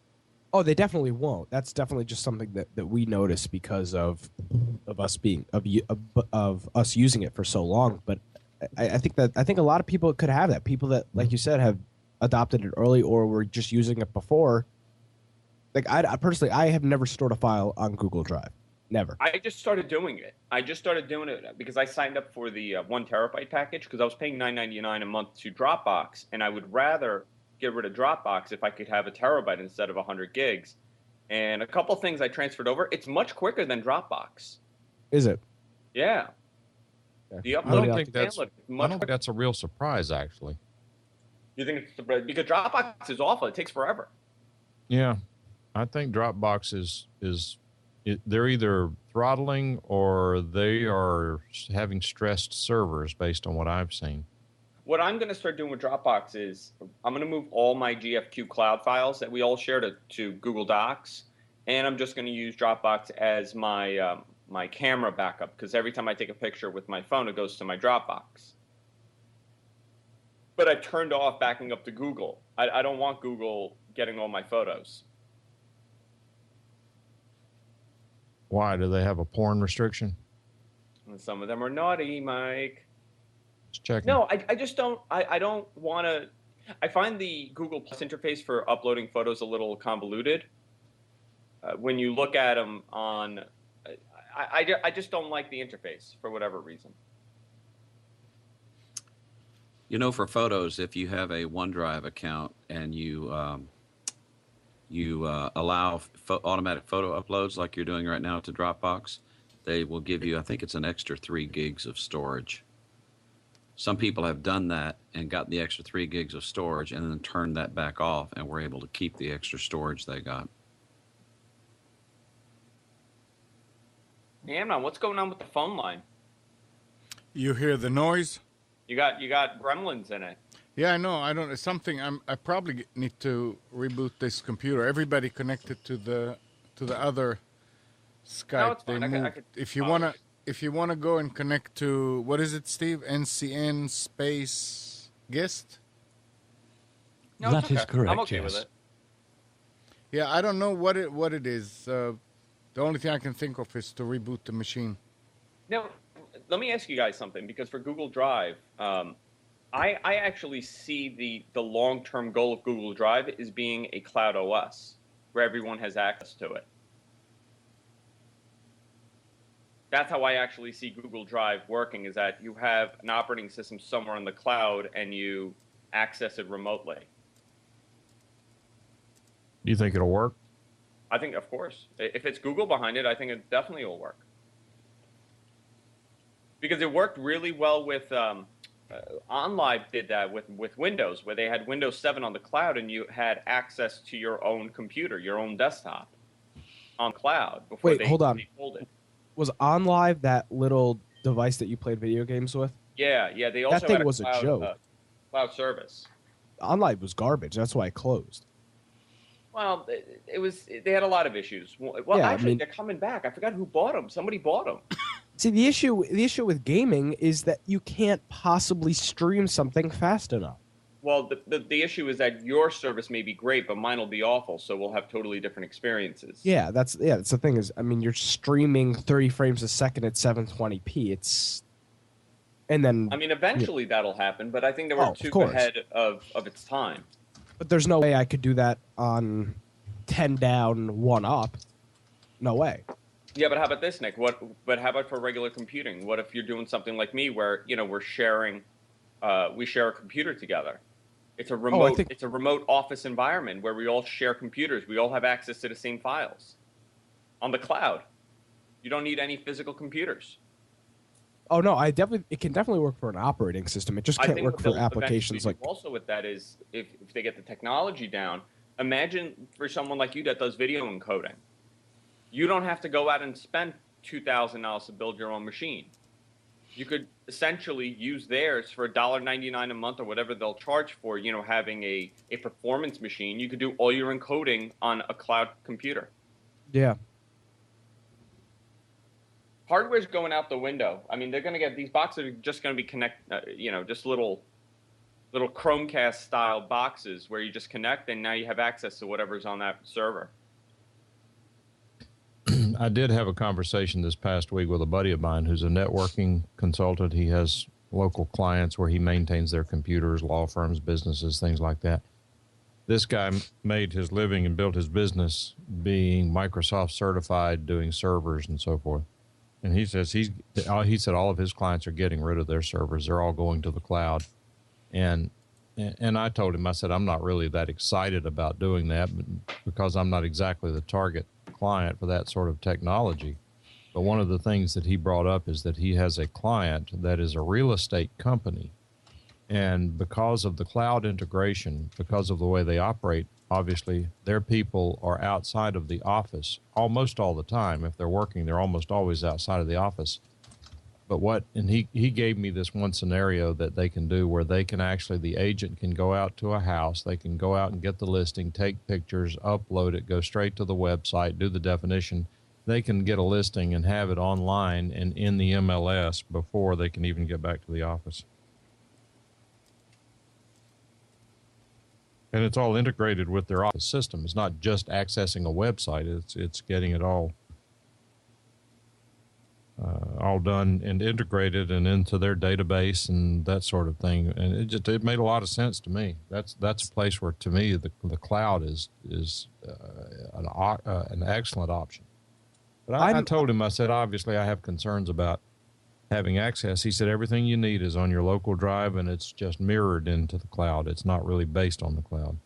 See, that's exactly what I was going to bring up, Mike, is for example, these devices are going to be useless when the internet goes out. Like that's my fear with these big things. He says it's not, you said that most of the time, he said, well, this is what he said, if I understood him correctly.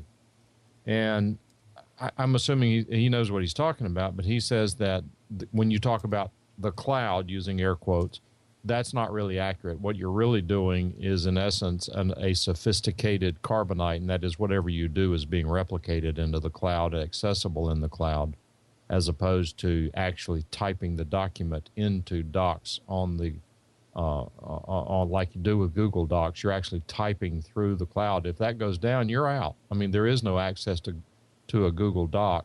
If you're creating a document and you lose your internet, there is, from what I understand, correct me if I'm wrong, there is no local client or routine or service that allows you to continue and then allows it to synchronize with the document whenever your internet comes back. Yeah, and like the thing Andrew brought up, OnLive, that was a device that was strictly based on the cloud. There was no way to play the game locally. So when your internet's out, the device is useless. And that's my fear with these things, especially when you're dealing with a company like Time Warner.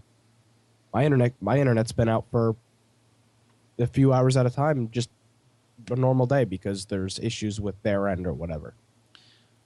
Let me share with you a cloud disaster experience that our company experienced this week, and companies all over the world who use NetSuite, owned by CRM program that's used. It's very similar to Salesforce. And 3 times in the last 3 weeks, they've had an outage, totally unusual. We've been using NetSuite now for probably 6 years, and this is the first time I can recall significant outages. On Thursday, the outage was about an hour and a half, and was worldwide. And what happened? Their server, something happened with one of their servers, and it defaulted to a different facet that couldn't handle the volume and everything, and it just died for everybody. And so we were taking inbound calls over Cisco IP communicator, but we were doing handwritten notes. And then when it finally came back up, we had to go in and find all these records and these, by their name and the phone number that they gave us, and, input data and stuff like that. So, as great as hosted services like NetSuite and Salesforce are, when they go down, you're back in the Stone Age, until they come back up.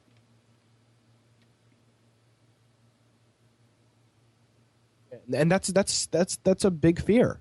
I mean, especially living in the Northeast, like we had a snowstorm in 2008 where the power and internet were out for 4 days. I mean, and if all that stuff is just being streamed from the cloud, you've got a paperweight underhand, completely useless.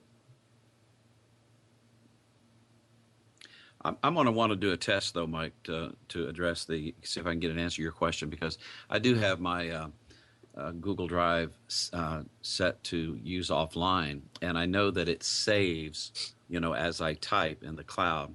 The question I have then, as it saves in the cloud, does that offline sync thing happen simultaneously, so that if I lost the internet, I would have lost the changes in the synced offline version?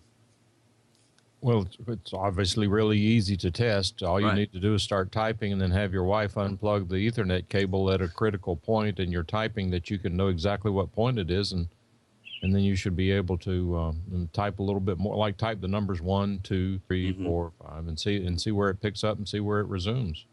Yeah. That would be. I would love to know that. I mean, that would be interesting to know.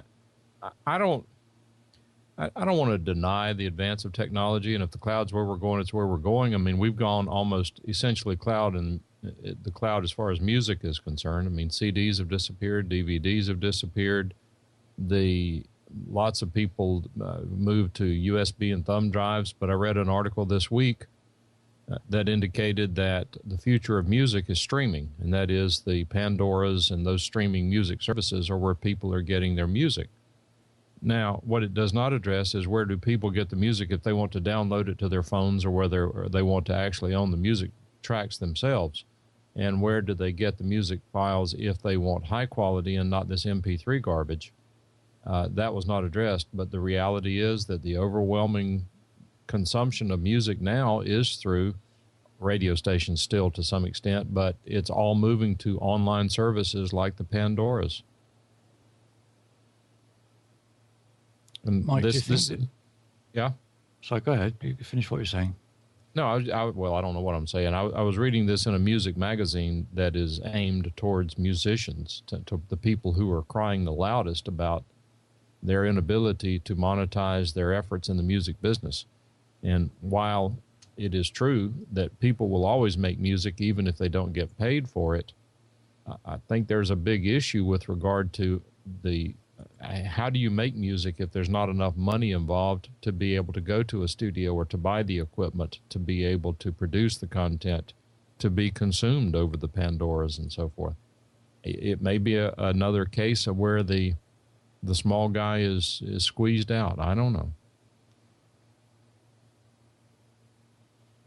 What do you think, Steve? It's a strong possibility. I mean, it's a very difficult situation to try and guess what's going to happen in the future. What I hope is not going to happen is what happened with the television and film industries to a degree, where they started over-taping the shows that were recorded and then stored because they were taking up so much space. They then reused the tapes, or the tapes were just lost and deteriorated. What I'm hoping that in years to come, that the industry doesn't lose a huge amount of music because they didn't back it up and they didn't digitize it and look after it properly, whereby they're then going to rely on people like you and I and other diehard enthusiasts that did digitize their collections that they had, and their special one-off mixes in their collector's editions and things, because all that will be gone, because they won't have that, because all they'll have is the crappy MP3 that they were streaming. There was actually a cartoon on the internet, because I do follow some professional audio groups and things because it's something that interests me. But there was a cartoon floating around. I wish I could find it. I should have saved it. But what it shows is the flow of music in the year 2013 or 2012 or whenever it was done. And it shows that someone, and I'm making this up because I don't remember all the details, but a guy with a $2,000 guitar going into a $2,500 amplifier, sitting in front of it is a $3,000 microphone going into a $2,500 microphone preamp, into a $75,000 recording console, into a $25,000 digital recorder, recorded at 24 bits, 96 kilohertz, mastered by a mastering engineer at $1,000 an hour and then converted to MP3. Yeah, and probably listened on a $199 ear set. Yeah. Well, that was actually part of the cartoon. Then it showed it being transferred to an iPod and listening to it with 99-cent earphones. Mm-hmm. Yeah. It's a good point. I mean, at what point do you say good enough is good enough? I'm not going to spend the money or worry about making it better because the audience is not there. And it goes back to what I've always said about music in the 60s. The way to listen to music in the 60s, originally early on, was a little crappy 45 RPM record player with a 3-inch speaker before component stereo audio systems became the commonplace. And thankfully, the people who recorded music in the 50s and the 60s didn't say, well, they're only listening to it on this crappy record player. We're not going to go to the trouble of making a quality audio production. And as a result, now much of the music recorded 50s and 60s, that when it is properly transferred and remastered today, the quality is extraordinarily good, which makes me happy. It's good as well that they are aficionados and professional people out there that realize that it needs to be saved for future generations, rather than probably the marketing people would be looking at it and think, well, no one's downloaded or streamed that particular track, so we can get rid of that, and that's not required. No one's interested in that anymore. Years ago, when storage was stored on, physical tapes and things, it needed an allotment of space, which cost money. At least nowadays, with hard drives, they're massively increasing in size all the time. So space and managing to store it forever isn't really much of an issue, is it? Well, I may have mentioned this before here, but again, being a child of the 60s and being very much interested in the music business, one of the things that my buddies and I really enjoy doing is hearing the stereo versions of certain songs for the first time. And that is, back in the 60s, a lot of songs that were recorded on multi-track tape recorders that allow you to go back and to remaster and remix those songs for the modern market instead of for the monaural market. That we go on scavenger hunts for stereo copies of music that's versions never been heard. Even about a month ago, I got a copy of a song that has never been officially released in stereo, but some recording engineer in a recording studio somewhere who had access to the master tape went in and made a mix of it and released it to his buddies, and buddy shared it with a buddy shared it with a buddy. And so if you're dead into it, I mean, nobody here would have ever heard of the song, but it was just fascinating to be able to get that for the first time. And what I'm getting to is that somehow, some way, at some point in time, some idiot along the way decided that these multi-track, these normally were 2-inch wide analog tapes with anywhere from 16 to 24 tracks on this 2-inch wide tape. These songs that were recorded in Los Angeles for major groups. Someone was cleaning out the library in the recording studio and decided these tapes are really taking up too much space. These songs were hits. They're now just oldies. They've already been mixed. There's no reason to ever go back and mix it again. And they threw the 2-track multi-track tapes, 2-inch multi-track tapes, into the dumpster. They threw them out. And this was for Three Dog Night, the Four Seasons, and the Mamas and the Papas are the ones that I remember most prominently. And therefore, when you see Three Dog Night releasing a brand new CD release of new songs, it's all the same 2-track tapes because the multi-track tapes are gone. And that makes me sad. Yeah. Well, a similar thing happened with the Doctor Who show, which is very popular over here. I know it's fairly popular worldwide as well. But an awful lot of those tapes were lost. And I think there was one found in Nigeria. How the hell it got there, I don't know. But it's been found and it's been remastered now. Well, it's interesting because we talk about multi-track masters. I actually had a little band back in 1970 of all times. We went to a recording studio in Charlotte, North Carolina, and did a 2-song recording session up there. It was really pitiful, but it was fun. And what was interesting is that when my we had some 45 records pressed, and it was a lot of fun. We gave them away and all that, and I ended up and now have a couple of boxes of those records here up here in my room. And my brother, who passed away in August of last year, he and I were audio buddies, of course, had the same interests. And some of the things that he gave me before he passed away to take care of, I was going through a couple of weeks ago. And of all things, I found the master tape for the record that we recorded in 1970, the 2-track master tape. So you just never know what's out there. There always seems to be a discovery. You're not going to believe what we found. We just found it was mislabeled. It was in this box. It was so funny because I don't know, we won't get too far off on this, but there's a song called Papa's Got a Brand New Bag by James Brown. Do you remember that song? Yeah, remember it. That was recorded at Arthur Smith Studios in Charlotte, North Carolina. And a buddy of mine has a buddy who worked in the studio. They were going through some unlabeled tapes one day, and they found the tape that was a 2-inch master tape of Papa's Got a Brand New Bag by James Brown. And they said, wow, I can't believe we found this. It's never been available in stereo. So they threaded the machine up, put it on play, and they hear all the studio chatter going on. And all of a sudden, the song gets ready to start. 1, 2, 3, 4. Boom, nothing. So, oh well.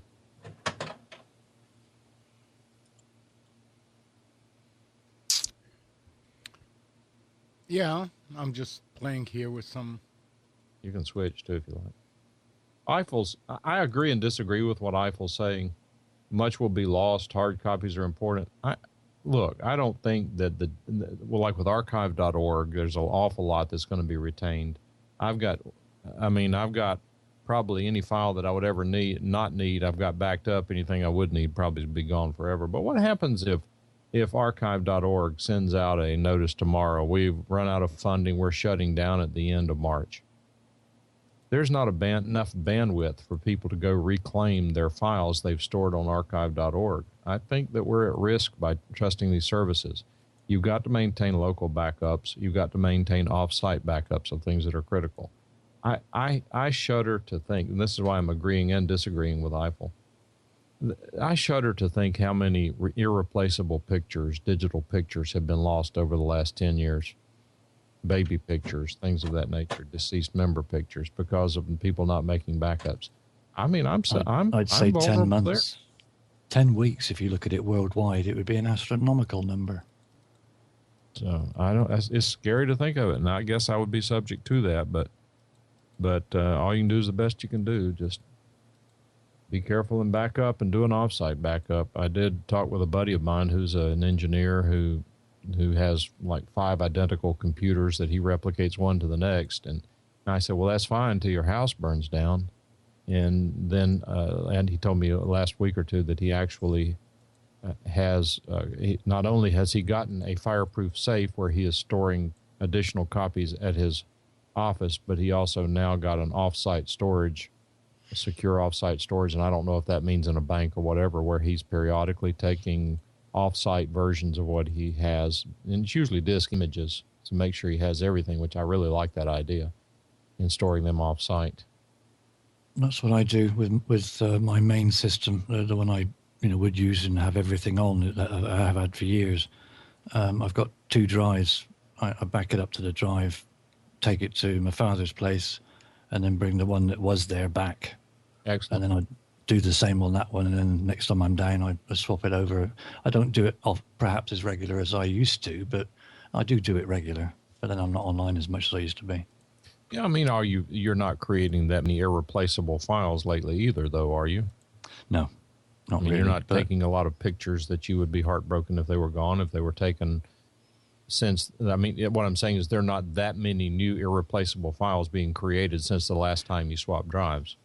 No, there aren't. It's predominantly maybe a little document I may have created, or bookmarks and things like that. Perhaps history on the browser, that kind of thing. Really, I'm not creating anything new as such. Although let's hope that'll change soon. Paradigm Shift says I use Mega, Box, Dropbox, Amazon Cloud, OwnCloud, Ubuntu One, in Google Drive plus a local copy. I think I'm good. The only problem with that is remembering where you put it. And remembering your password for each one, unless it's password 1. Shh. Please tell me it's not. Password 123. Yeah, let me mention something because I've been thinking about this. You know, I have several of these cloud storage places, and when you start using a bunch of them and you have a bunch of folders and stuff like that, each one of those I have to go in and do some organization in these services because I've got some folders that are named one thing and in a certain order in one service and in another completely different thing. And one of my goals, this month is to align the same kind of file structure within these things. Because it is good to have, redundancy with these different services. And, there's a Google Drive sync app, there's a Dropbox sync app, there's a Box sync app. So these things automatically sync. But when I go from one to the other, they're all different as far as the way I have them organized. And that's because I acquired the use of them at different times. And so I want to get some kind of organization as far as file structure and folders there. I did something, Bruce, that might be useful. That has sort of worked out for me. It's not whether it's a good system, it's whether you can connect with it. And what I did is I have an older computer over here with a bunch of hard drives in it that I use for my quote-unquote server, in that I don't use the computer for computing. I just use it for shared drives. What I did was, in trying to keep up with all these folder names, I created a shared folder on there called, for example, one is called podcast, one is called pictures, one is, various simple names. And now when I want to move something over there, I will copy a file to / server name / pictures. Mm-hmm. And even though I will then at some point have to go in and clean up that root folder and put things where they belong, at least they're going to be easily backed up and in a place where I know where they are. Mm-hmm. And it for some reason, psychologically, that's just worked fairly well for me. Yeah. Particularly for podcast. And the other part about it is, if you think about it, by using shared folder names, let's suppose, as has happened, that particular drive fills up. Something gets big enough, I want it to have its own drive now.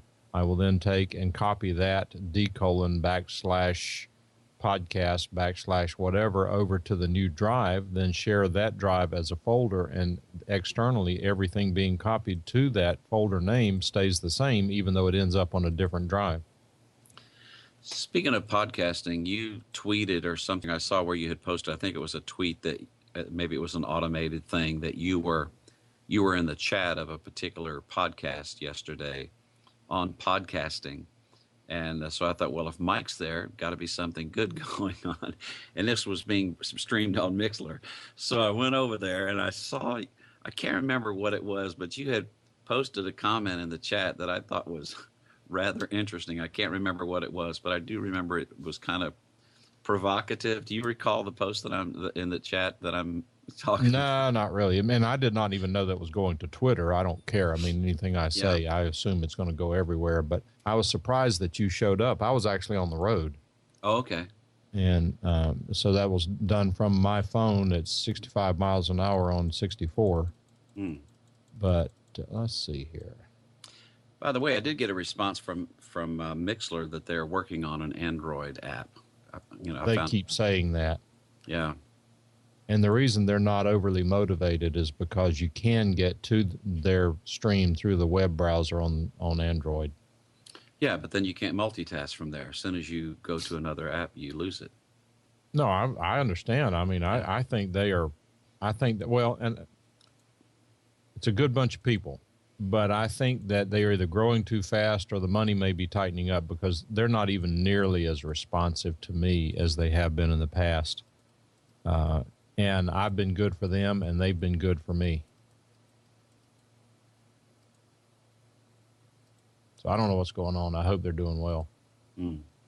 Yeah, somebody posted a link here. Steve did, dummies.com. It reminded me that I saw a news story where the guy who He's 76 years old. Founded the company that did all the dummies for, Windows for Dummies. All those books.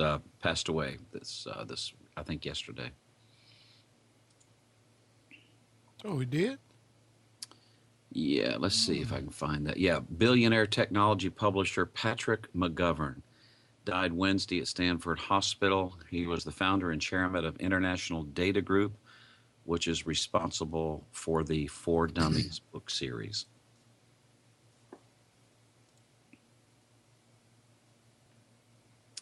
Oh, well. Billionaire. I don't even know. Bruce, where did you see that? Was it? Are you sure it was on Twitter or was it a? Because I'm looking at my Twitter stream or whatever you call it here, and I don't see where I posted to Twitter yesterday. Maybe it was Facebook.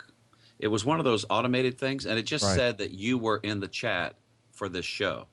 And then when I don't mind telling what it was. I actually like the show, and I recommend it for anyone who is interested in podcasting. It's a little different. It's called it's on Mixlr at 10:30 Saturday mornings, and it's called Podcast Coach. It's Dave Jackson's 1 hour live podcast or internet broadcast or whatever you call it that he does with a guy named Jim Collison of the Gallup organization. And we talk about a lot of things, and they know me and I know them, and it's a small group of about 15, 20 people, but it's interesting. Dave plays around with telephone interfaces and different services and shows some of the issues you can run into when you don't know what you're doing with them. But I like it. I enjoy being there. So I don't know what I said. I'll try to find it, but we'll see. Yeah, he's with the School of Podcasting. He is the School of Podcasting. Right. And he seems to be a really good guy. Mm-hmm. But I don't know what the heck I could have said here. I don't know where that's reflected because normally I don't connect social media to other services. If I want to post on Google Plus, I'll post on Google Plus. If I want to post on Twitter, I'll post on Twitter. Mm-hmm.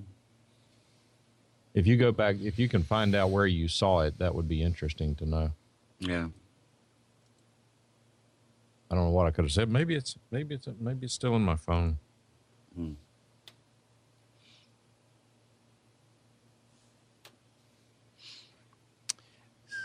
Hey, Spence? Yes. Do we have specials? We do. Do we want to do them now? I can do them now. It's a short list, but I can do it now. All right. Go for it. I'm ready. Okay, there's stuff on sale. Thank you very much. Thank you. That was good. Okay. So I was interested to see that when I was searching for Office Max, that apparently the Office Max Office Depot merger has finalized or purchased or whatever they did. Office Depot bought Office Max, I guess. So, yeah. Office Depot bought Office Max. Yeah. Well, good and bad, whatever. All right. So starting with Staples, they've got you don't often see this stuff on sale. iPad 2, 16 gig. It's a 9.7 inch display, $349, say $50. They've got the 7.9 inch, 16 gig iPad Mini for $299 with a $25 gift card. They've got a Canon MF4770N wireless laser printer scanner fax copier for $129, save $70. They've got a 15.6-inch HP AMD A6 quad-core touchscreen laptop, $44.99, save $160. Well, Lenovo 15.6-inch dual mode i5 touchscreen, and by the dual mode I mean where you can take the display, open it up, flip it around 180 degrees, and then fold it back against itself, and it looks like a tablet. $599, save $130. And they've got a Brother Wireless MFC 451 or 4510 DW, which means it's duplex and wireless, inkjet printer scanner fax copier with duplex and 11 by 17 printing, $129.99, save 70. That's actually labeled as a business product. That's at Staples. At Best Buy, we've got a Lenovo Yoga line of convertible touchscreens. Again, convertible, I mean that they will flip around. They don't detach. They flip around and fold back against the keyboard to make it look like an actual tablet. They've got a 11.6-inch Pentium for $499, 11.6-inch i5 for $799.99. Pricey, but interesting. Acer 11.6-inch A4 touchscreen laptop for $279.99. Acer 20-inch LED monitor for $89.99, save $40. They've got a Seagate 1 terabyte portable USB hard drive for $69.99, save $20. Western Digital 4 terabyte USB hard drive for $159.99, save $20. That's at Best Buy. At Office Depot, they have Lexar 16 gig USB 3.0 flash drive for $10.46. That's $5 off. They've got a Brother mono laser printer, scanner, copier with duplex. It's wired Ethernet as the networking. $129.99, save $50. And you can upgrade to the fax version of that for $149.99, save $50. They've got an HP 17.3-inch AMD A8 laptop, $499.99, save $200. And they've got an HP AMD A4, that's a quad-core desktop computer. That's the computer only, no monitor, for $299.99, save $30 at Office Depot. And finally, at Office Max, they've got 20% off most everything in the store with the coupon that's in the circular. You can get that in the store also. So if you're buying toner cartridges, the kind of thing you don't normally get on sale, you can go in there and buy some commodity stuff, 20% off everything.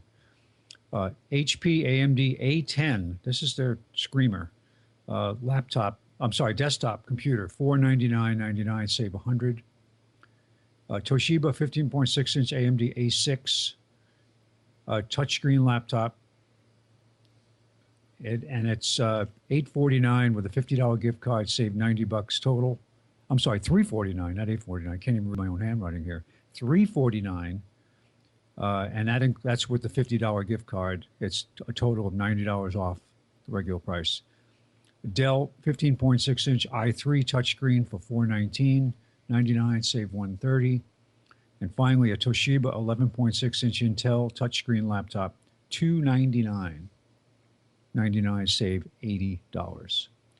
And I have to say, from my experience this past week of setting up a entry-level Toshiba laptop for my aunt and uncle, that is just a AMD E1, which is their entry-level dual-core processor. It works rather well with Windows 8.1. It came with 8.0 on it. I upgraded it to 8.1.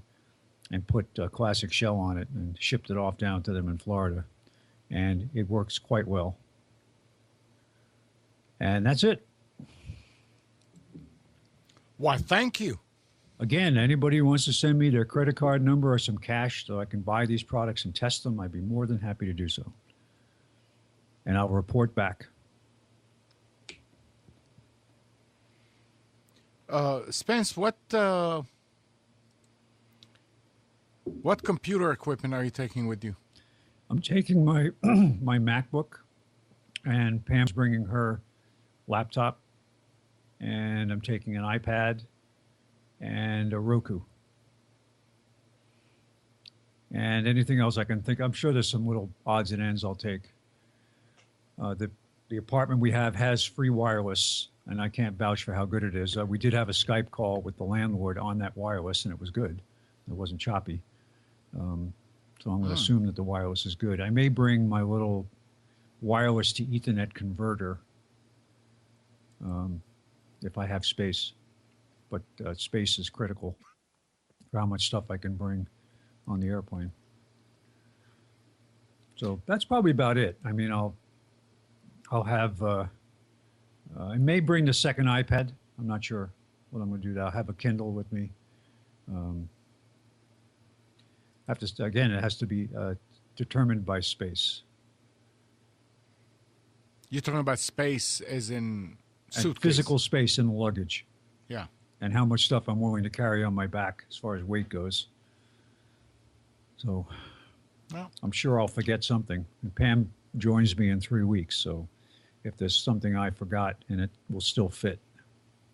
Yeah, but we anticipate having to buy, stock the apartment kind of a thing. It's not like we're going to bring all your everything with us. Obviously, there's some things that just doesn't make sense to bring shampoo or shave cream and things like that in quantity because we're just going to buy it there. So sweaters. I'm going to bring milk, eggs, toilet paper, things like that.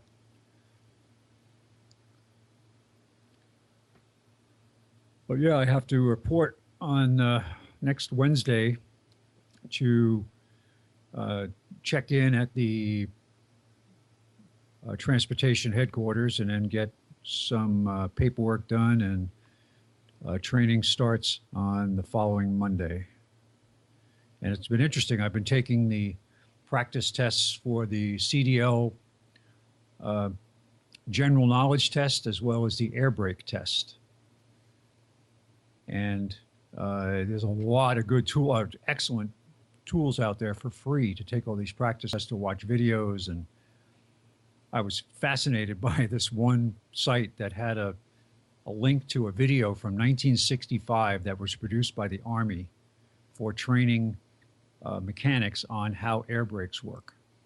And I said, this is great because it just covered, there are technology improvements since then, but it was just such a good video. And the comments were, I didn't think this would be worth it, but boy, it was good. Now I understand. So good stuff.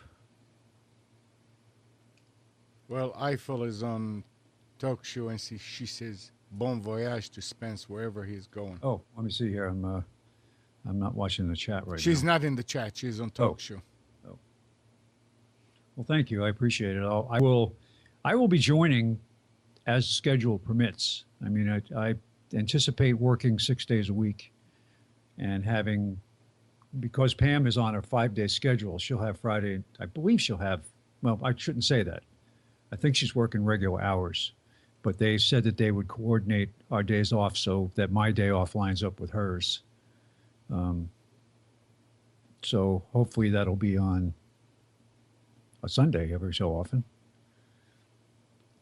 So I could probably join towards the end of the show for a while.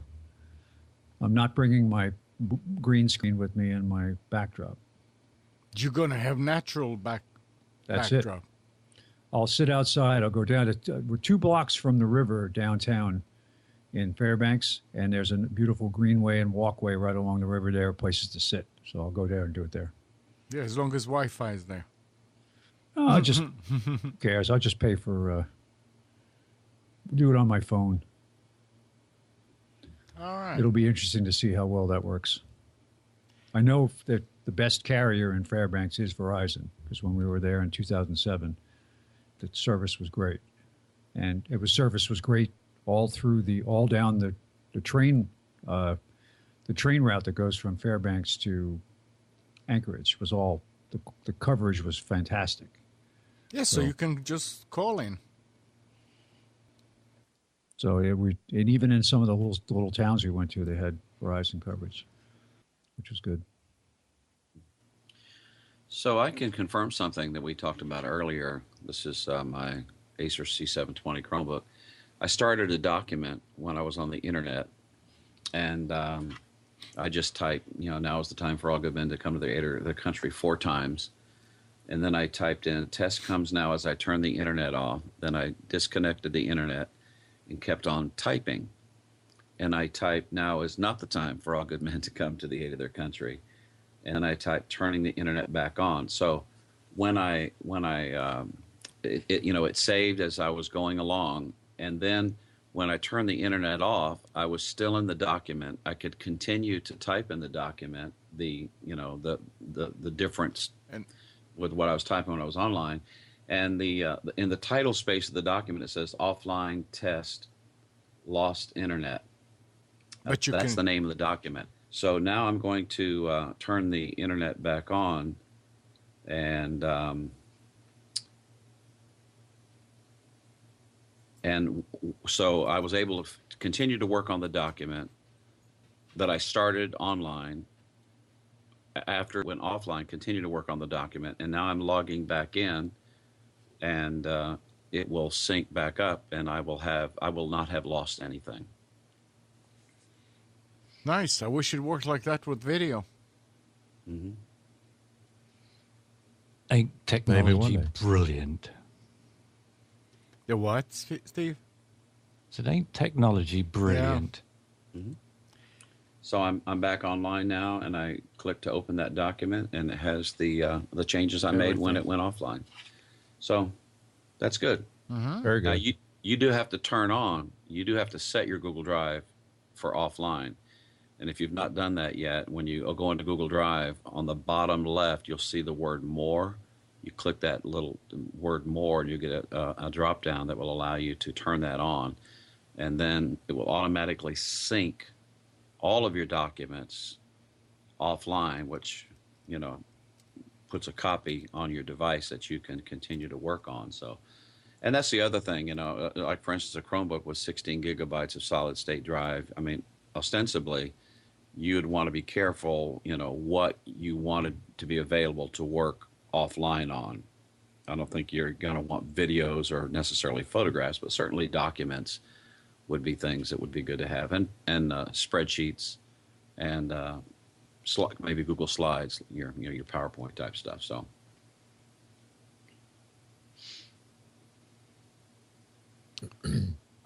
Bruce, I went back and I found in the thread for the show that we were watching, the first thing I posted, I said, what was Steve's website, talking about Steve Stewart. Mm-hmm. Then the next thing that I said was exactly John Parker, and then you logged in. So I don't know what I could have said or done that caused you to log in, but then I said hello to you.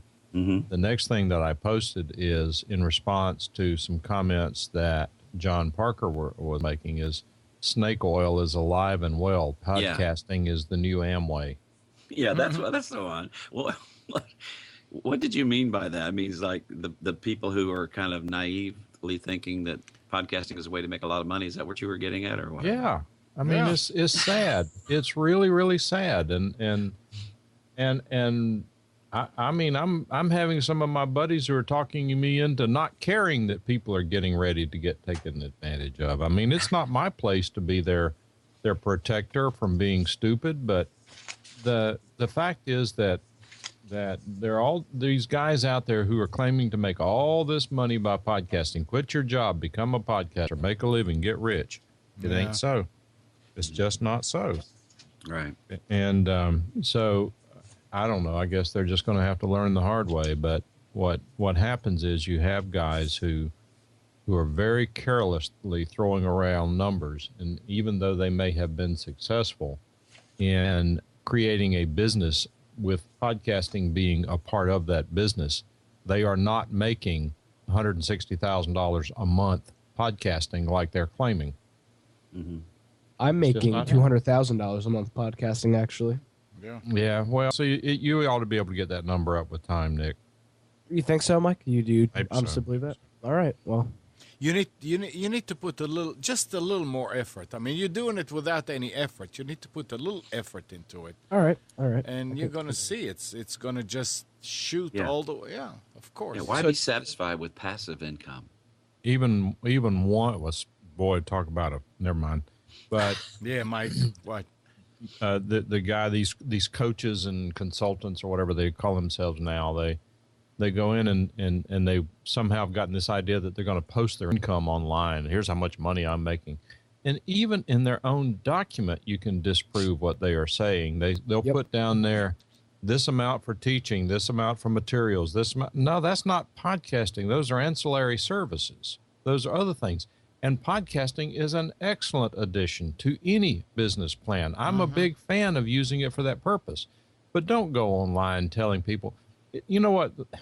It occurred to me as I was watching this, Bruce, and anyone who's been around for any time at all has seen this.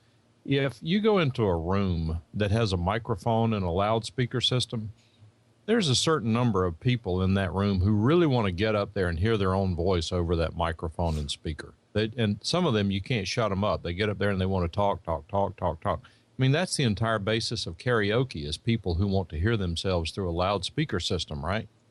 And these same people are the ones going to podcasting, some of them, because they want to hear themselves talk. It's a neat tool. It's free. It's easy to do. They just want to go do it. They don't even really have a business plan in mind. And so the snake oil salesmen come along and they see these people. It's akin to someone walking into a room, hearing a karaoke singer and say, wow, you know what, with that voice, you can be famous. You can be the next Justin Bieber. Why don't you sign up for my master program here, where you can just pay me $2,000 and I'm going to teach you how to be a world famous singer. Oh, well, I'm not going to tell you how to get the ear of the record companies, and I'm not going to tell you how to set up a band and to go on the road. But I'm going to show you how, if you're lucky, you can hit the big time. That just bothers me. It's just a personal thing. No, I'm probably one of only about 2 people who really cares, but that's okay.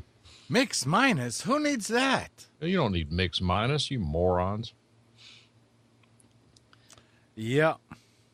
It's like the old one, isn't it? You should be a model.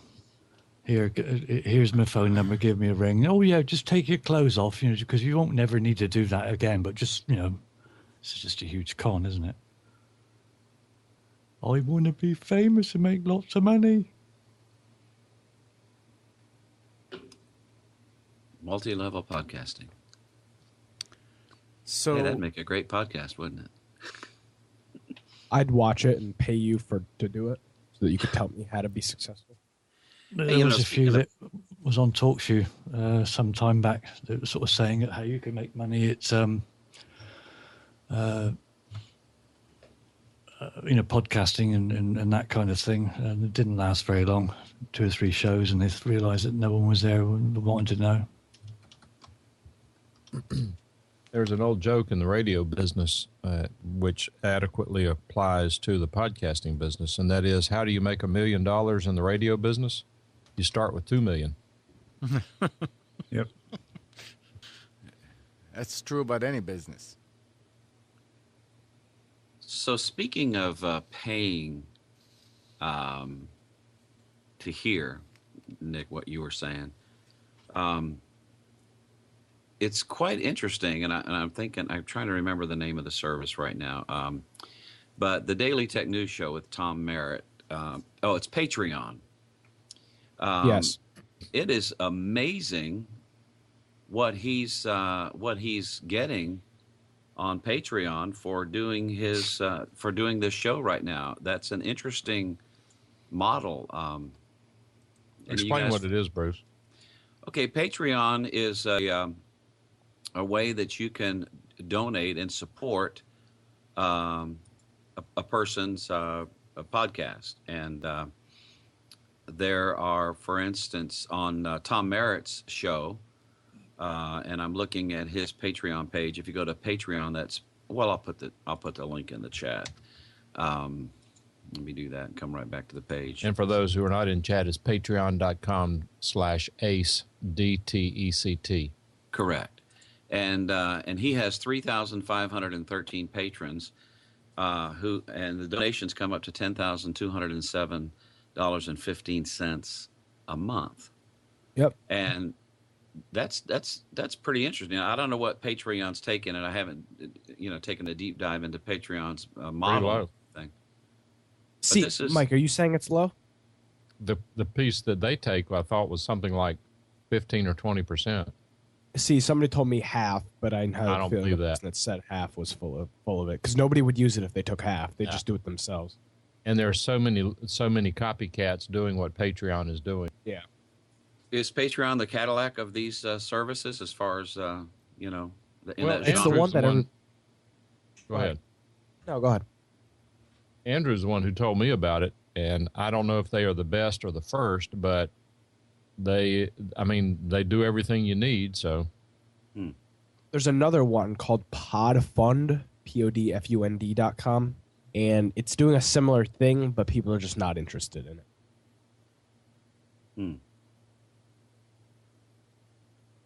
I mean, it's a highly specialized thing. I'm the cynical one here, and it's really cool that Tom Merritt has got 120 grand a year coming in from Patreon, and he's only doing a Google Hangout. I mean, he's got no cost, no nothing. Nothing against Tom. More power to him. He's setting a new standard here, but this is also assuming a couple of things that you can. This commitment is not something that you have to continue. If second month, if you decide you don't want to support him, you can stop supporting him. I don't think there's any contract here that requires you to maintain that for a year or whatever. And the only thing I'm suggesting is that this money could be quite fickle, in that if somebody says to me, I'm going to do a Patreon, I say, that's fine. I hope you get those kinds of numbers, but let it be your bonus money. Don't become dependent upon it. Yeah. Well, a lot of things that they do is they set goals. So, for example, his goal at $5,000 was that now the show's not going to have advertising. Sure. But I'm telling you that when it comes to the difficulty you encounter when you're trying to monetize a podcast, when you talk about fickle advertisers, and you talk about companies that come and go, or companies that buy advertising from you on your podcast or your show and then don't pay their bill, those sorts of things can lend to you becoming dependent upon a Patreon type thing. And then it becomes fickle, and you can end up, there's an old saying that's never put over 25% of your eggs in one basket. Hey, let me ask you a question and make some comments about Google Helpouts, and this will be somewhat of a rant. I don't know that you'll be able to see this. I'm going to put a link. Oh, no, let's see. That's not the link I want to put in there. Let's see here. And this has to do with my experience with Google Helpouts. Click on that link, Mike, and tell me if you can see my preliminary Helpouts page. I was going to do Google Helpout for collaborative tools for online ministry. 404. Oh, you got a 404. Okay, so the reason you can't see it is because it's not been approved.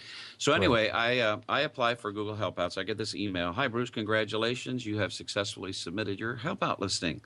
Before you can start helping people, we need you to add a video introduction to this listing, which I did. So if you've already submitted a video, the next step is for our team to review your listing. And so then, let's see, let me get to the next email in the thread. So they say, thank you for submitting a Helpout listing, collaborative tools for online. We're excited to see that you're interested in teaching this subject. Our legal policy team would like to review your listing further to ensure that it's good for Helpouts. Now, I'm not sure what that I posted on my page would cause them to do that, but they say, please accept our apologies for delay. We'll notify you of our decision within 10 business days. And then I get this email. Thanks for submitting your listing, Collaborative Tools for Online Ministry. We're excited to see how you can use your expertise to help others. However, we've completed an editorial check of the most recently submitted version of your listing and have summarized the list of changes that you need to make. And I don't know if you can see this or not. Let's see. No, that's not what I want. Let's try. Well, let me do a quick thing. Hold on just a minute, because I want you to see this, because it is just absolutely nonsense. So this was in the email that I got back from them. I don't know how easy that is for you to see. Probably not. It's not. Okay. But your listing description needs to adhere to the following guidelines. Bullet point, blah, blah, blah. Your listing qualification need to adhere to the following guidelines. Bullet point, ad infinitum. And so I got that from them. And then this was my reply. Thanks for the suggestions, but this is way too complicated, in my opinion, way over the top. I'll no longer pursue using Helpouts as my primary tool for offering training and help to others. I'm through. It's just ridiculous. Right, and you get nothing for it. Well, and I really wish you'd see this link, because, I went through that, Bruce. Yeah, wrong thing. Let's see. So this is, you can't even hardly see it, but I did a really nice page, a nice graphic, a nice video. About Bruce, I've experienced the following areas, various CDN platforms, including but not limited to YouTube Live, Bamboozer, Google Hangouts on Air, blah, blah. Various video camera switching software programs, VidBlaster, Wirecast, XSplit, Open Broadcaster. Various video conferencing platforms, Skype, Zoom, Google Hangouts, WebRTC, Microsoft Link. Veteran podcaster since November 2007 with over 2,335 episodes. Experience with various audio tools for online use, including software and hardware, mic and mixer solutions. I manage a team of telecommuters for Christian Care Ministry and lead consult with online life groups for lifechurch.tv. I mean, and this was all free that I was going to do. And they send me that kind of nonsense back. Mm-hmm. It's probably a scripted thing. Sorry, Nick, go ahead. So I signed up for the service. They said that they would accept me. Like 6 months went by, they never accepted me. And I really didn't care because the service is kind of useless. And then I got an email like 2 weeks ago telling me that somebody reported that I was under the age of 18. They suspended my account, but they never asked for my age. They don't need it. They're Google. They know everything about you. Well, then why the hell did they have me accepted in the first place? They weren't paying attention. Well, then that's not my fault. But Bruce, that is nothing. You weren't singled out for that. But I was approved. I don't know why. For some reason, they brought me in under the beta. But Google they have not managed this system well. What they did was the very early adopters. They created a private community, a help out community. You had to be approved to be in the community. And once and this is a small thing, but I think it's interesting that once you became a member and got into the community, they wanted to know what size hoodie you wore because they had these neat looking green Google Help Out hoodies. And so people would post their sizes, and a couple of weeks later got mine. They might post a picture of it, and we posted our sizes. Not only did they never send them, they never even said they weren't going to send them or that the deal was over or whatever. They would just ignore us. And once I saw that they weren't really managing this even in its own community, I lost interest in it. I still will periodically go in and set times to be available because I don't know if it'll ever materialize into anything. But then, I don't get anybody asking questions. The ones that I got, 2/3 of the ones that I got were legitimate, but about 1/3 of them, people were talking about how to solve problems with their computer sound cards. Having said all that, if you're curious about the Google Helpouts, you go to helpouts.google.com, scroll through the offerings. There really are some interesting things there. There are for free, and there are some. One of the topics that seems to be getting a lot of traffic is medical issues. Again, because the medical issues are the single most common topic researched on the internet. And the ones with the greatest liability, people giving advice like that. I have no desire to even go to browse Helpouts anymore. To me, descriptions should be specific. Instead of Math Tutor, list out Algebra 2. I listed everything. They're just, not that this would have ever, grown to be anything, but, LifeChurch.tv is flying me out to Oklahoma, next month. I'm looking forward to it. I'm going to get an inside view of all the technology and stuff they use. They're the ones that develop the Church Online platform. I've hosted some consultation things for training people who want to do small group things online, different platforms and stuff like that. And who knows, maybe it'll lead to some other things. But there's a lot of ways to offer help and training besides Google Helpouts. And does it seem like it's growing to you? I mean, how can it grow if they make you jump through ridiculous hoops like they attempted to make me jump through? I don't know officially if they are growing. I mean, if Google decides to make it happen, they can make it happen. I haven't seen anything in it that would get anyone's attention. I don't understand it. And but that being said, I guess the early adopters, they did not have as many controls on the earlier adopters as they should have. And they've got some really, really funky stuff in there that's not doing so hot. And I mean, really no guidance in terms of cost. They have some people who are putting their services in there at $150 an hour and getting no takers. They have people putting stuff in there for free and getting no takers. They have others in there who are 30 minutes for $5, and these people are supposedly podcasting coaches and all that sort of nonsense. I don't know. What I understand is not long before I got involved, and that was my fault, but I actually got the invitation and I left it in my inbox for a month before I even really looked at it. But once I had joined, I found that they had done some sort of a Google Blast or some sort of a promotional event a month before I joined. And I mean, it took me 2 to 3 weeks to get approved or more. And I actually had to go through the back door to get them to look at my application again because they were negligent in not doing so. But bottom line is that they had done a blast of some sort that generated an awful lot of traffic, and they got a lot of people really excited. Then they sort of abandoned it, and I just don't see a lot of traffic there. And if you go to helpouts.google.com and look for a particular topic, it shows you how many people have been in a help out with a particular person, or at least it did the last time I looked. The one thing that is a little confusing or misleading is you might see someone with 150 sessions. Sessions are $60 an hour. Well, this person may have done 3/4 of those for free, but now he's just now started charging, and those numbers don't change. So I don't think that's a problem. I mean, I would prefer it be that way, but don't assume that this person, don't multiply $60 times 150 and think this person's made $9,000. That's not the case. Yeah.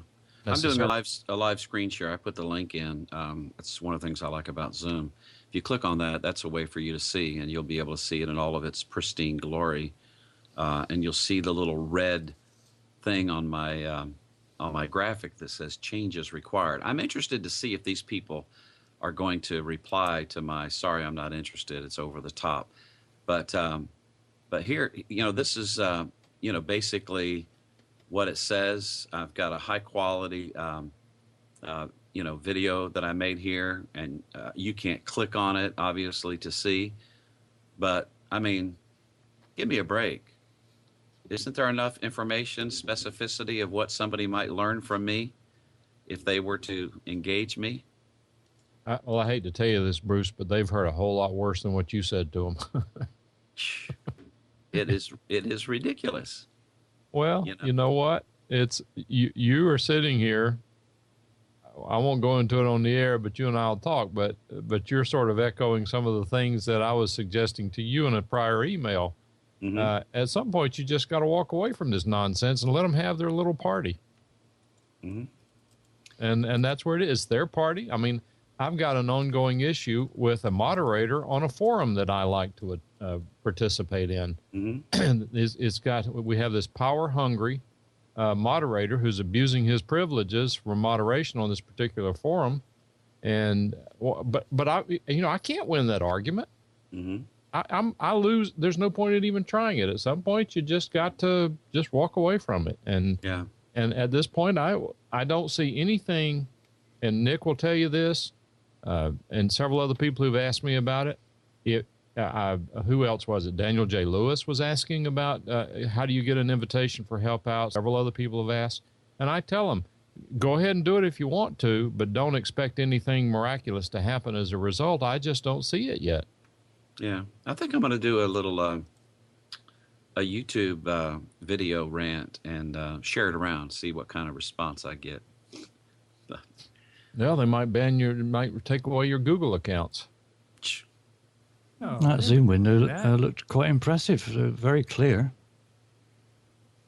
Zoom's video is excellent. Yeah, very, very clear.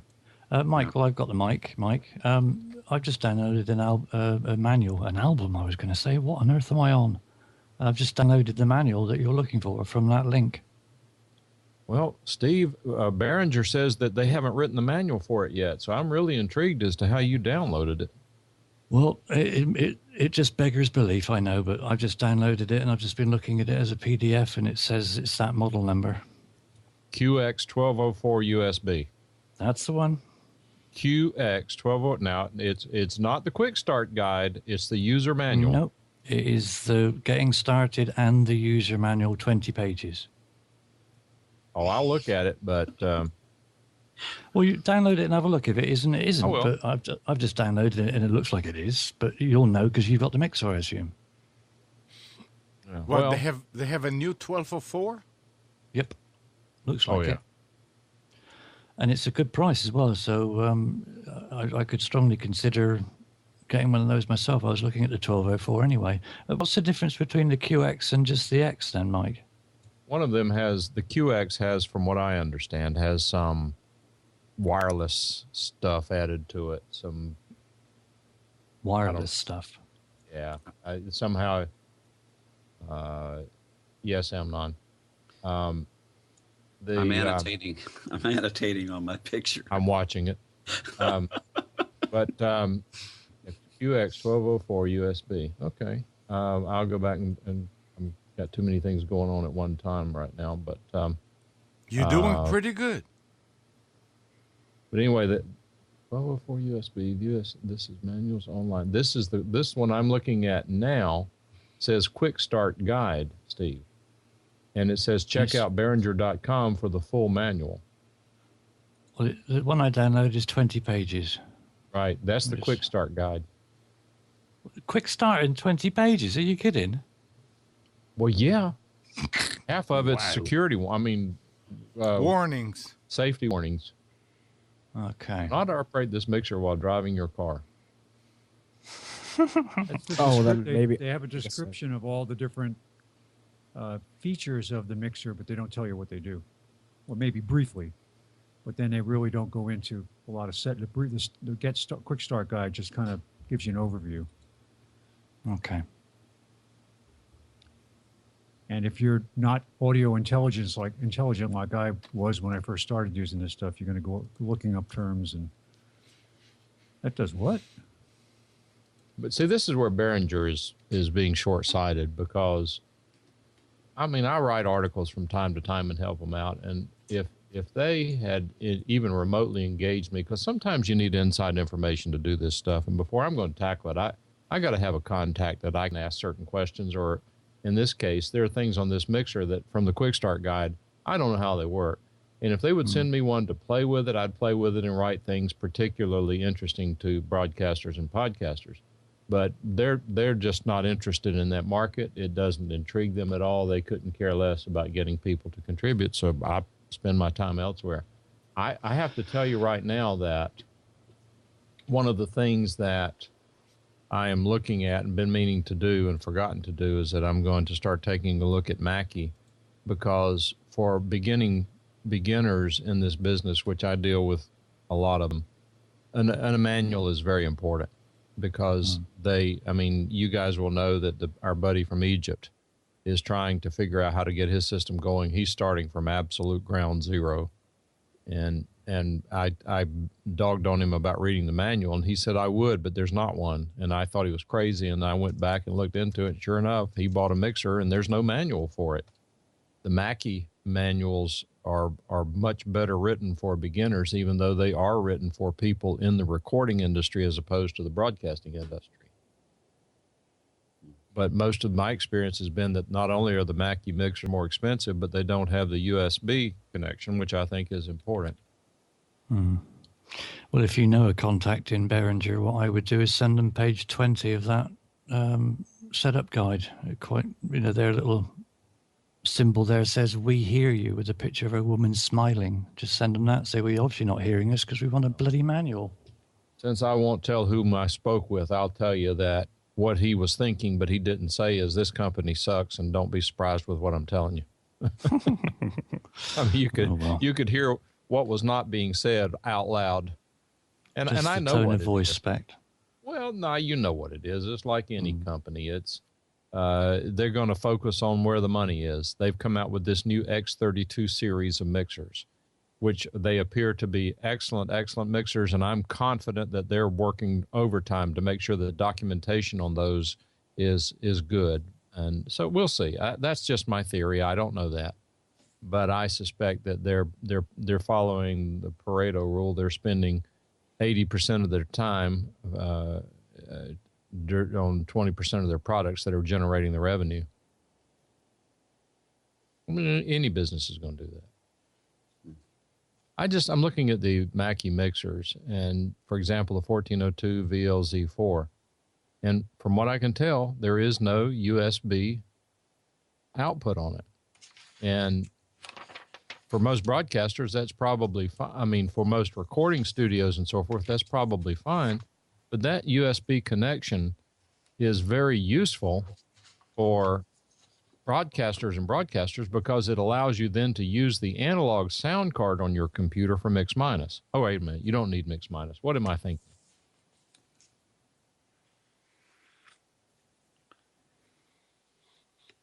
Well, with that, guys, I'm going to have to sign off. Yeah, I have a hard out at noon, but yeah, I got a lot to get done today. I will definitely be checking in probably the next 2 Sundays because I won't have a weekend work schedule yet.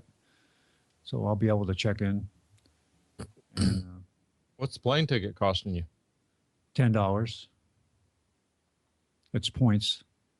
Oh, okay. Yeah, I was lucky enough to have dates that matched up with the limited availability on American. Right. So it worked out really good, although it's 4 flights to get there.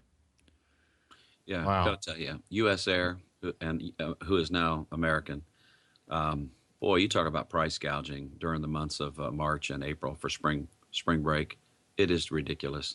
Average price I paid for a flight for the last 3 years every month, purchasing it at the same time in advance, about $350. Last month, $1,056. This month, over $1,000. I flew. You paid it? No. I flew Allegiant, and I had to work around my work schedule that way. I got a round trip airfare on Allegiant and car rental for $556. Yeah.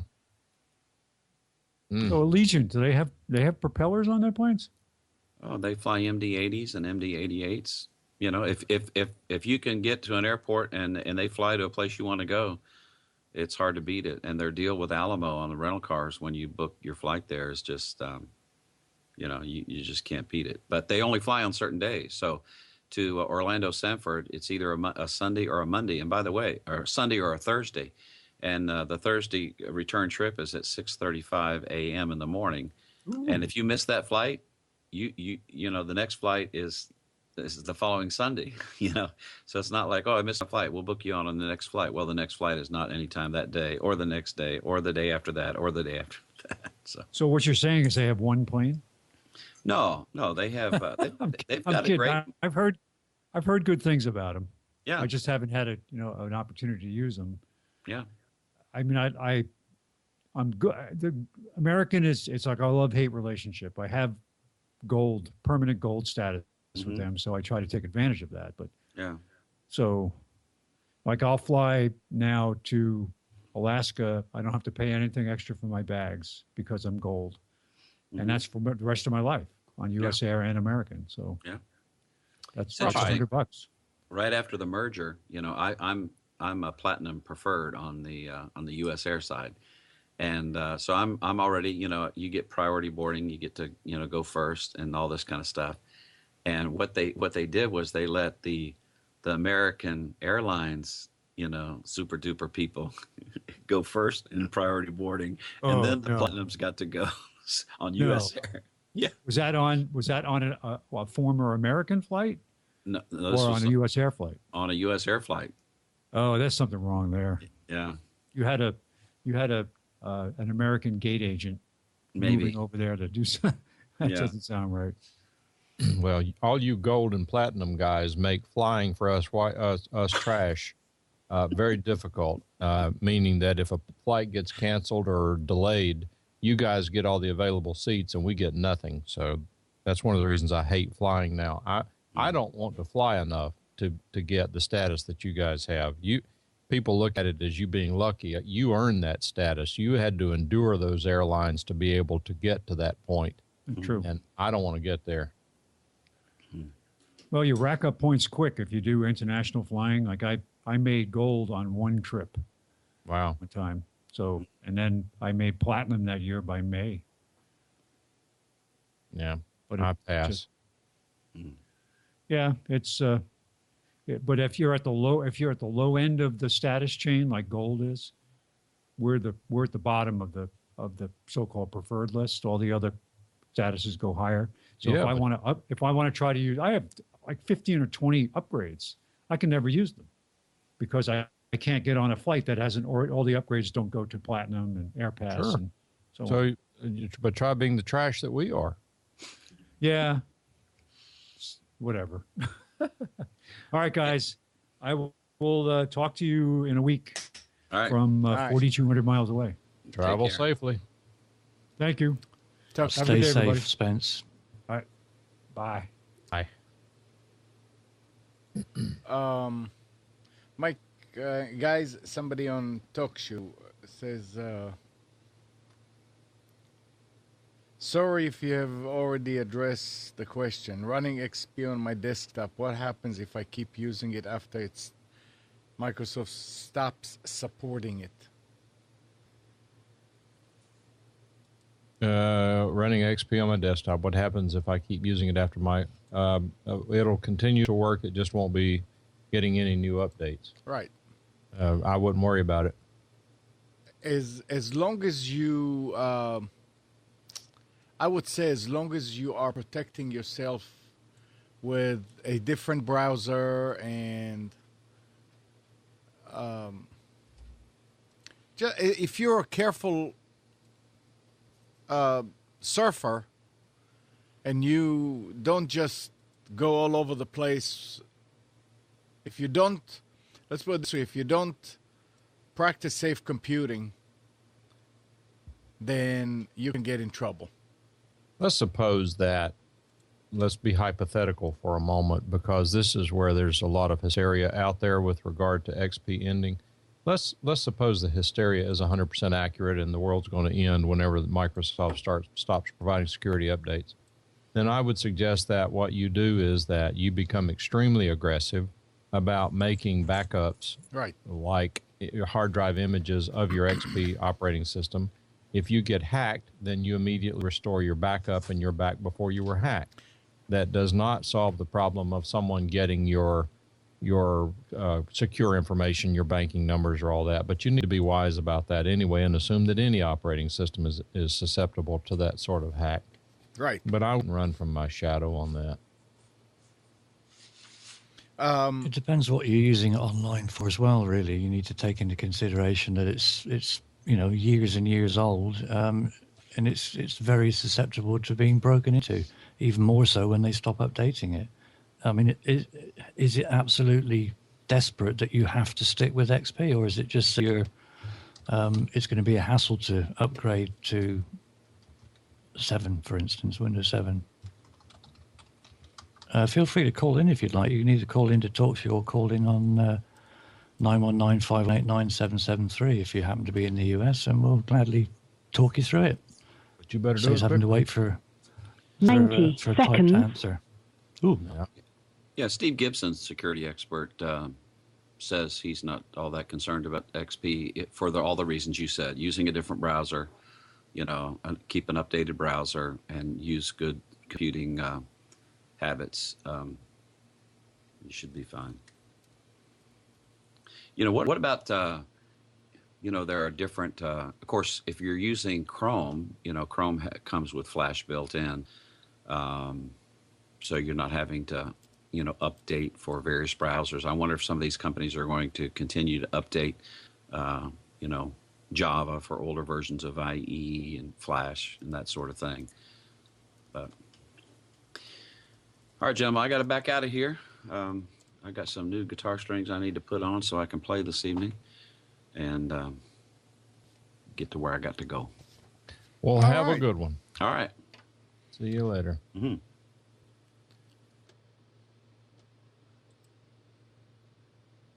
Donovan says that Chrome has a printing bug that Google isn't taking seriously at this point. He's been plaguing many for weeks now. Donovan, I'm not sure what that is, but I think I've experienced it. I've noticed some really strange things about printing from Google Chrome as well. Even its ability to, this will not be described correct technically, but I'm sure that the browser has to hook into the operating system to be able to access the Windows, in this case, the Windows print drivers. And while Firefox, for example, if I print on certain printers, if I print from Firefox to the printer, it works fine. If I print from IE to this same printer, it works fine. If I print from Google, it may be missing lines of text. These are different looking documents. It's not just a textual document. And sometimes it will not even pick up the duplexing flag. Sometimes it will print in black and white when I have color clicked, and it's just really bizarre. Yeah, Dick's right. Maybe all these things are being intercepted by the NSA, and they're selectively editing the documents before they get to the printer.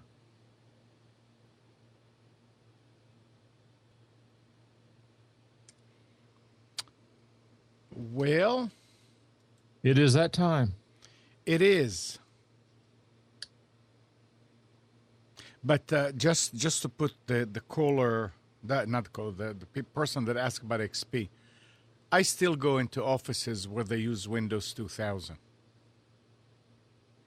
And that has been dropped a long time ago. So it depends what you do with it. I have a buddy who's still using Windows 98. Yeah. But he's using it for a very specific, dedicated purpose. Exactly. And on the software that he's running on it does exactly what he wants it to do. Yep. It's extremely expensive. In one case, the software is not even made anymore, but he uses it as part of his business. If he has multiple images of the hard drive that have it on there, he has the original software and all to install, and it works for him. So why should he change? If all of a sudden something happens and it stops working, he'll have to deal with it. Right now, he's chosen not to deal with it. No, it's fine. I was using 98 until last year for one purpose of monitoring. It was working fine. I mean, think about this for just a moment, and you guys can correct me if I'm wet behind the ears on this one, but as I understand it, there is a version, or most of the versions, of the for heaven's sakes, the overpriced hardware that does what? Joe DeMax and all these guys, TriCaster, for heaven's sakes, runs on XP. Yeah. True.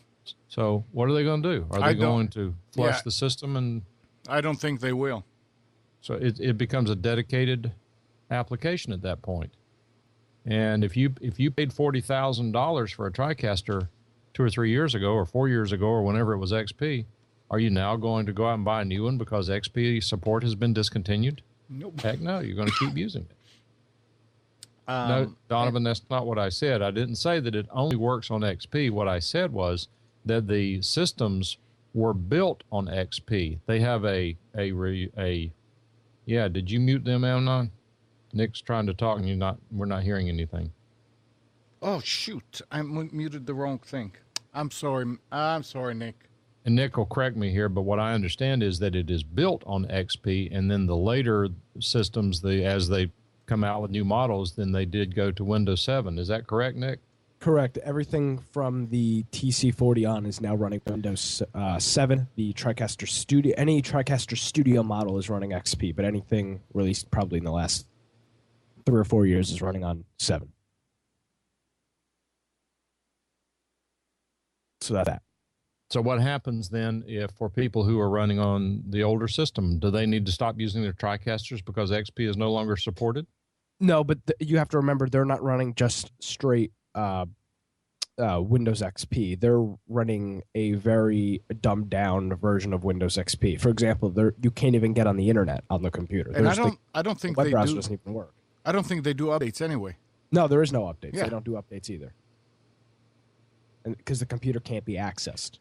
It's sort of like the same thing with if you read about that whole thing, the ATMs, majority are running on XP. Some of it is XP embedded. It's it's quote unquote like XP embedded. Yeah. Because these companies aren't big enough to get a customized version from Right. Windows. What they do is they go in, and from what I understand, Nick, if you know better than what I'm saying, correct me because I'm guessing at this. I mean, how many TriCasters are sold a year? 50, maybe? I don't know. No, That's got not way more than 50. 500? Yeah, well, maybe 1,000. All right. Not sure. That's not big enough to get Microsoft's attention.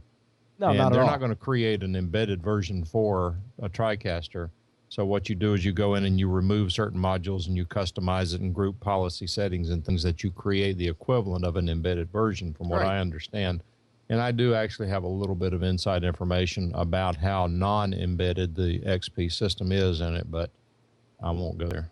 And the thing is that you take those installations where it's not a full-blown XP, and you're not using a browser, and you're not using all kind of programs that you install and uninstall, and suddenly it becomes very secure. Paradigm Shift is saying that many ATMs are switching to Linux.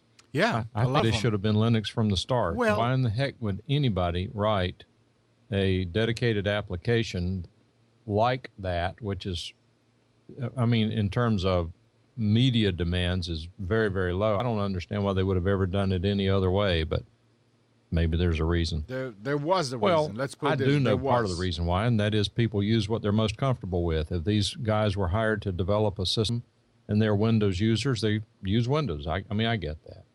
Yeah.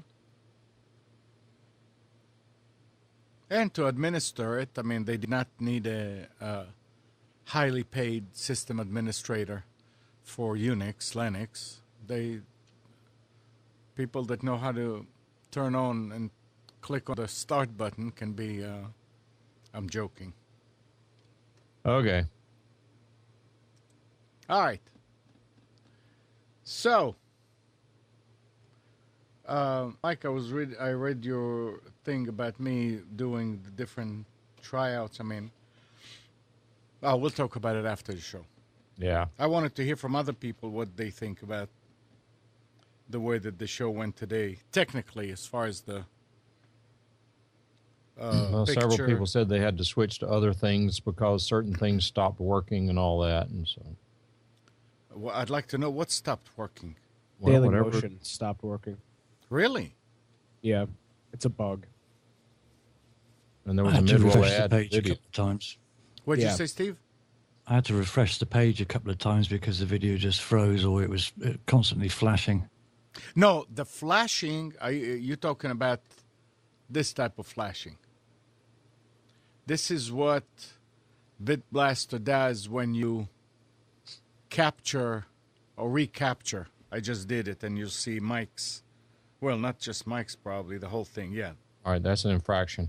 yeah. That's when you recapture. Now, as I'm doing it, since I'm not going to Bamboozer, it's somehow it picks it up. And Rick, I mean Nick, that may be the reason why Wirecast was screwing up, because if I'm streaming through FMLE to Bamboozer, you don't see these flashes.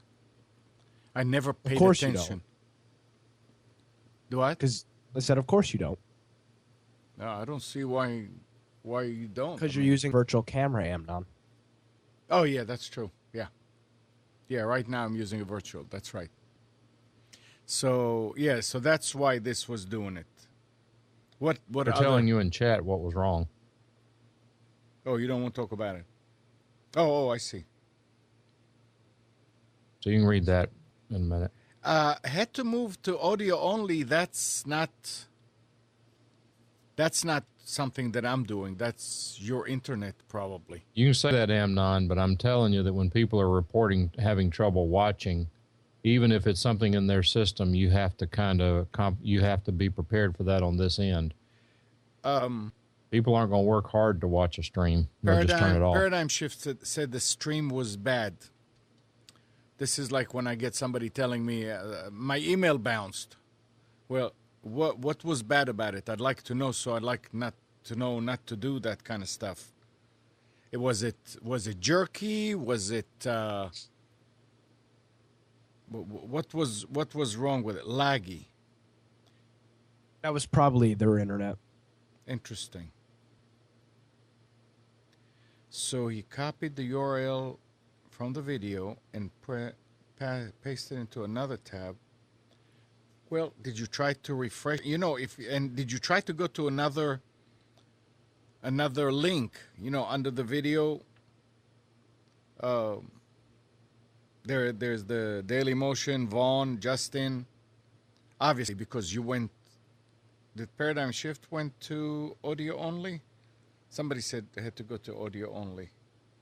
No, it must not be him because he went. Okay. Okay. Yeah, I mean, and I'm looking at the CPU usage here, and it wasn't that much less than when streaming to Bambuser also. It may have been like tops 10%. And I can tolerate that. I mean, even Nick, even without using streaming on this machine, it went up to 90 some times. Every now and then I'll see the thing pop up. So I may go back to doing it to Bambuser because it's real clear. We'll see. I would not recommend we'll see. that. I'm going to do what? I said I wouldn't recommend that, but you can do whatever you want. We'll see. I mean, I'm like I said, I'm playing with it, and I'll play a different one with each show. For our show, to use Vaughn as the main one is not good because that gives Mike horns. What? And No comment. you see the Vaughn Live, they have like Martian Bug. antennas, The bug. and Yeah. it's right on top of Mike, and that's not Where but I my can- hair is supposed to be. Justin TV does the exact same thing. It's just a different bug. Yeah, but that's on the left side, which is fine. And if you move away, it goes away. But I try to go to Justin, and Justin suddenly starts playing ads in the middle, which I don't see on Daily Motion or on Vaughn. Amnon, why don't we take this offline? Well, I mean, people are here, now they're talking about it, but we can. Okay. All right. So, thanks, everybody. Thank you. Thank you. And Steve, stay around, and Nick, if you can stay. Yeah, Let's talk about it, Mike. All right. So, good morning,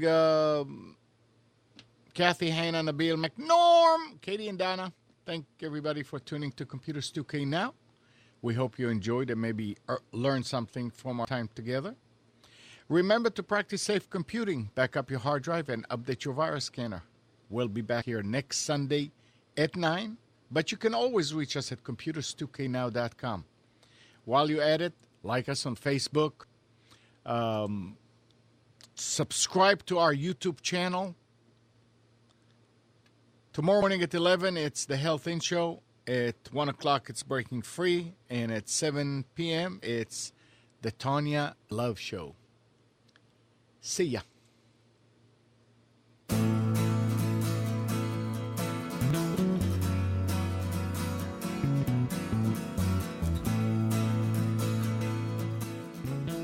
You are tuned to the Nissan Communications Network.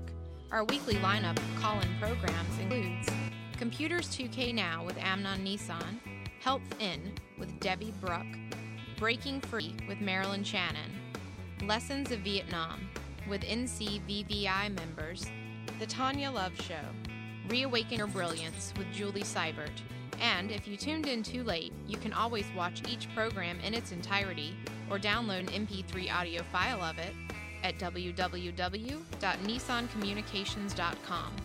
Sponsored by Optimus.com, makers of quality video recorders and converters for professionals.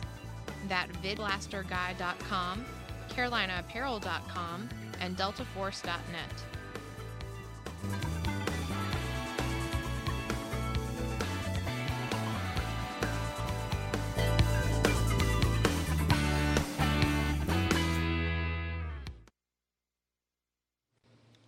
All right. Are we still here? I am. I am. Okay. Yep. What's that showing on the Brigadier General Norman Gaddis? I take it that's... Yeah, that's the Vietnam show. Okay. Lessons of Vietnam. Yeah, when we finish...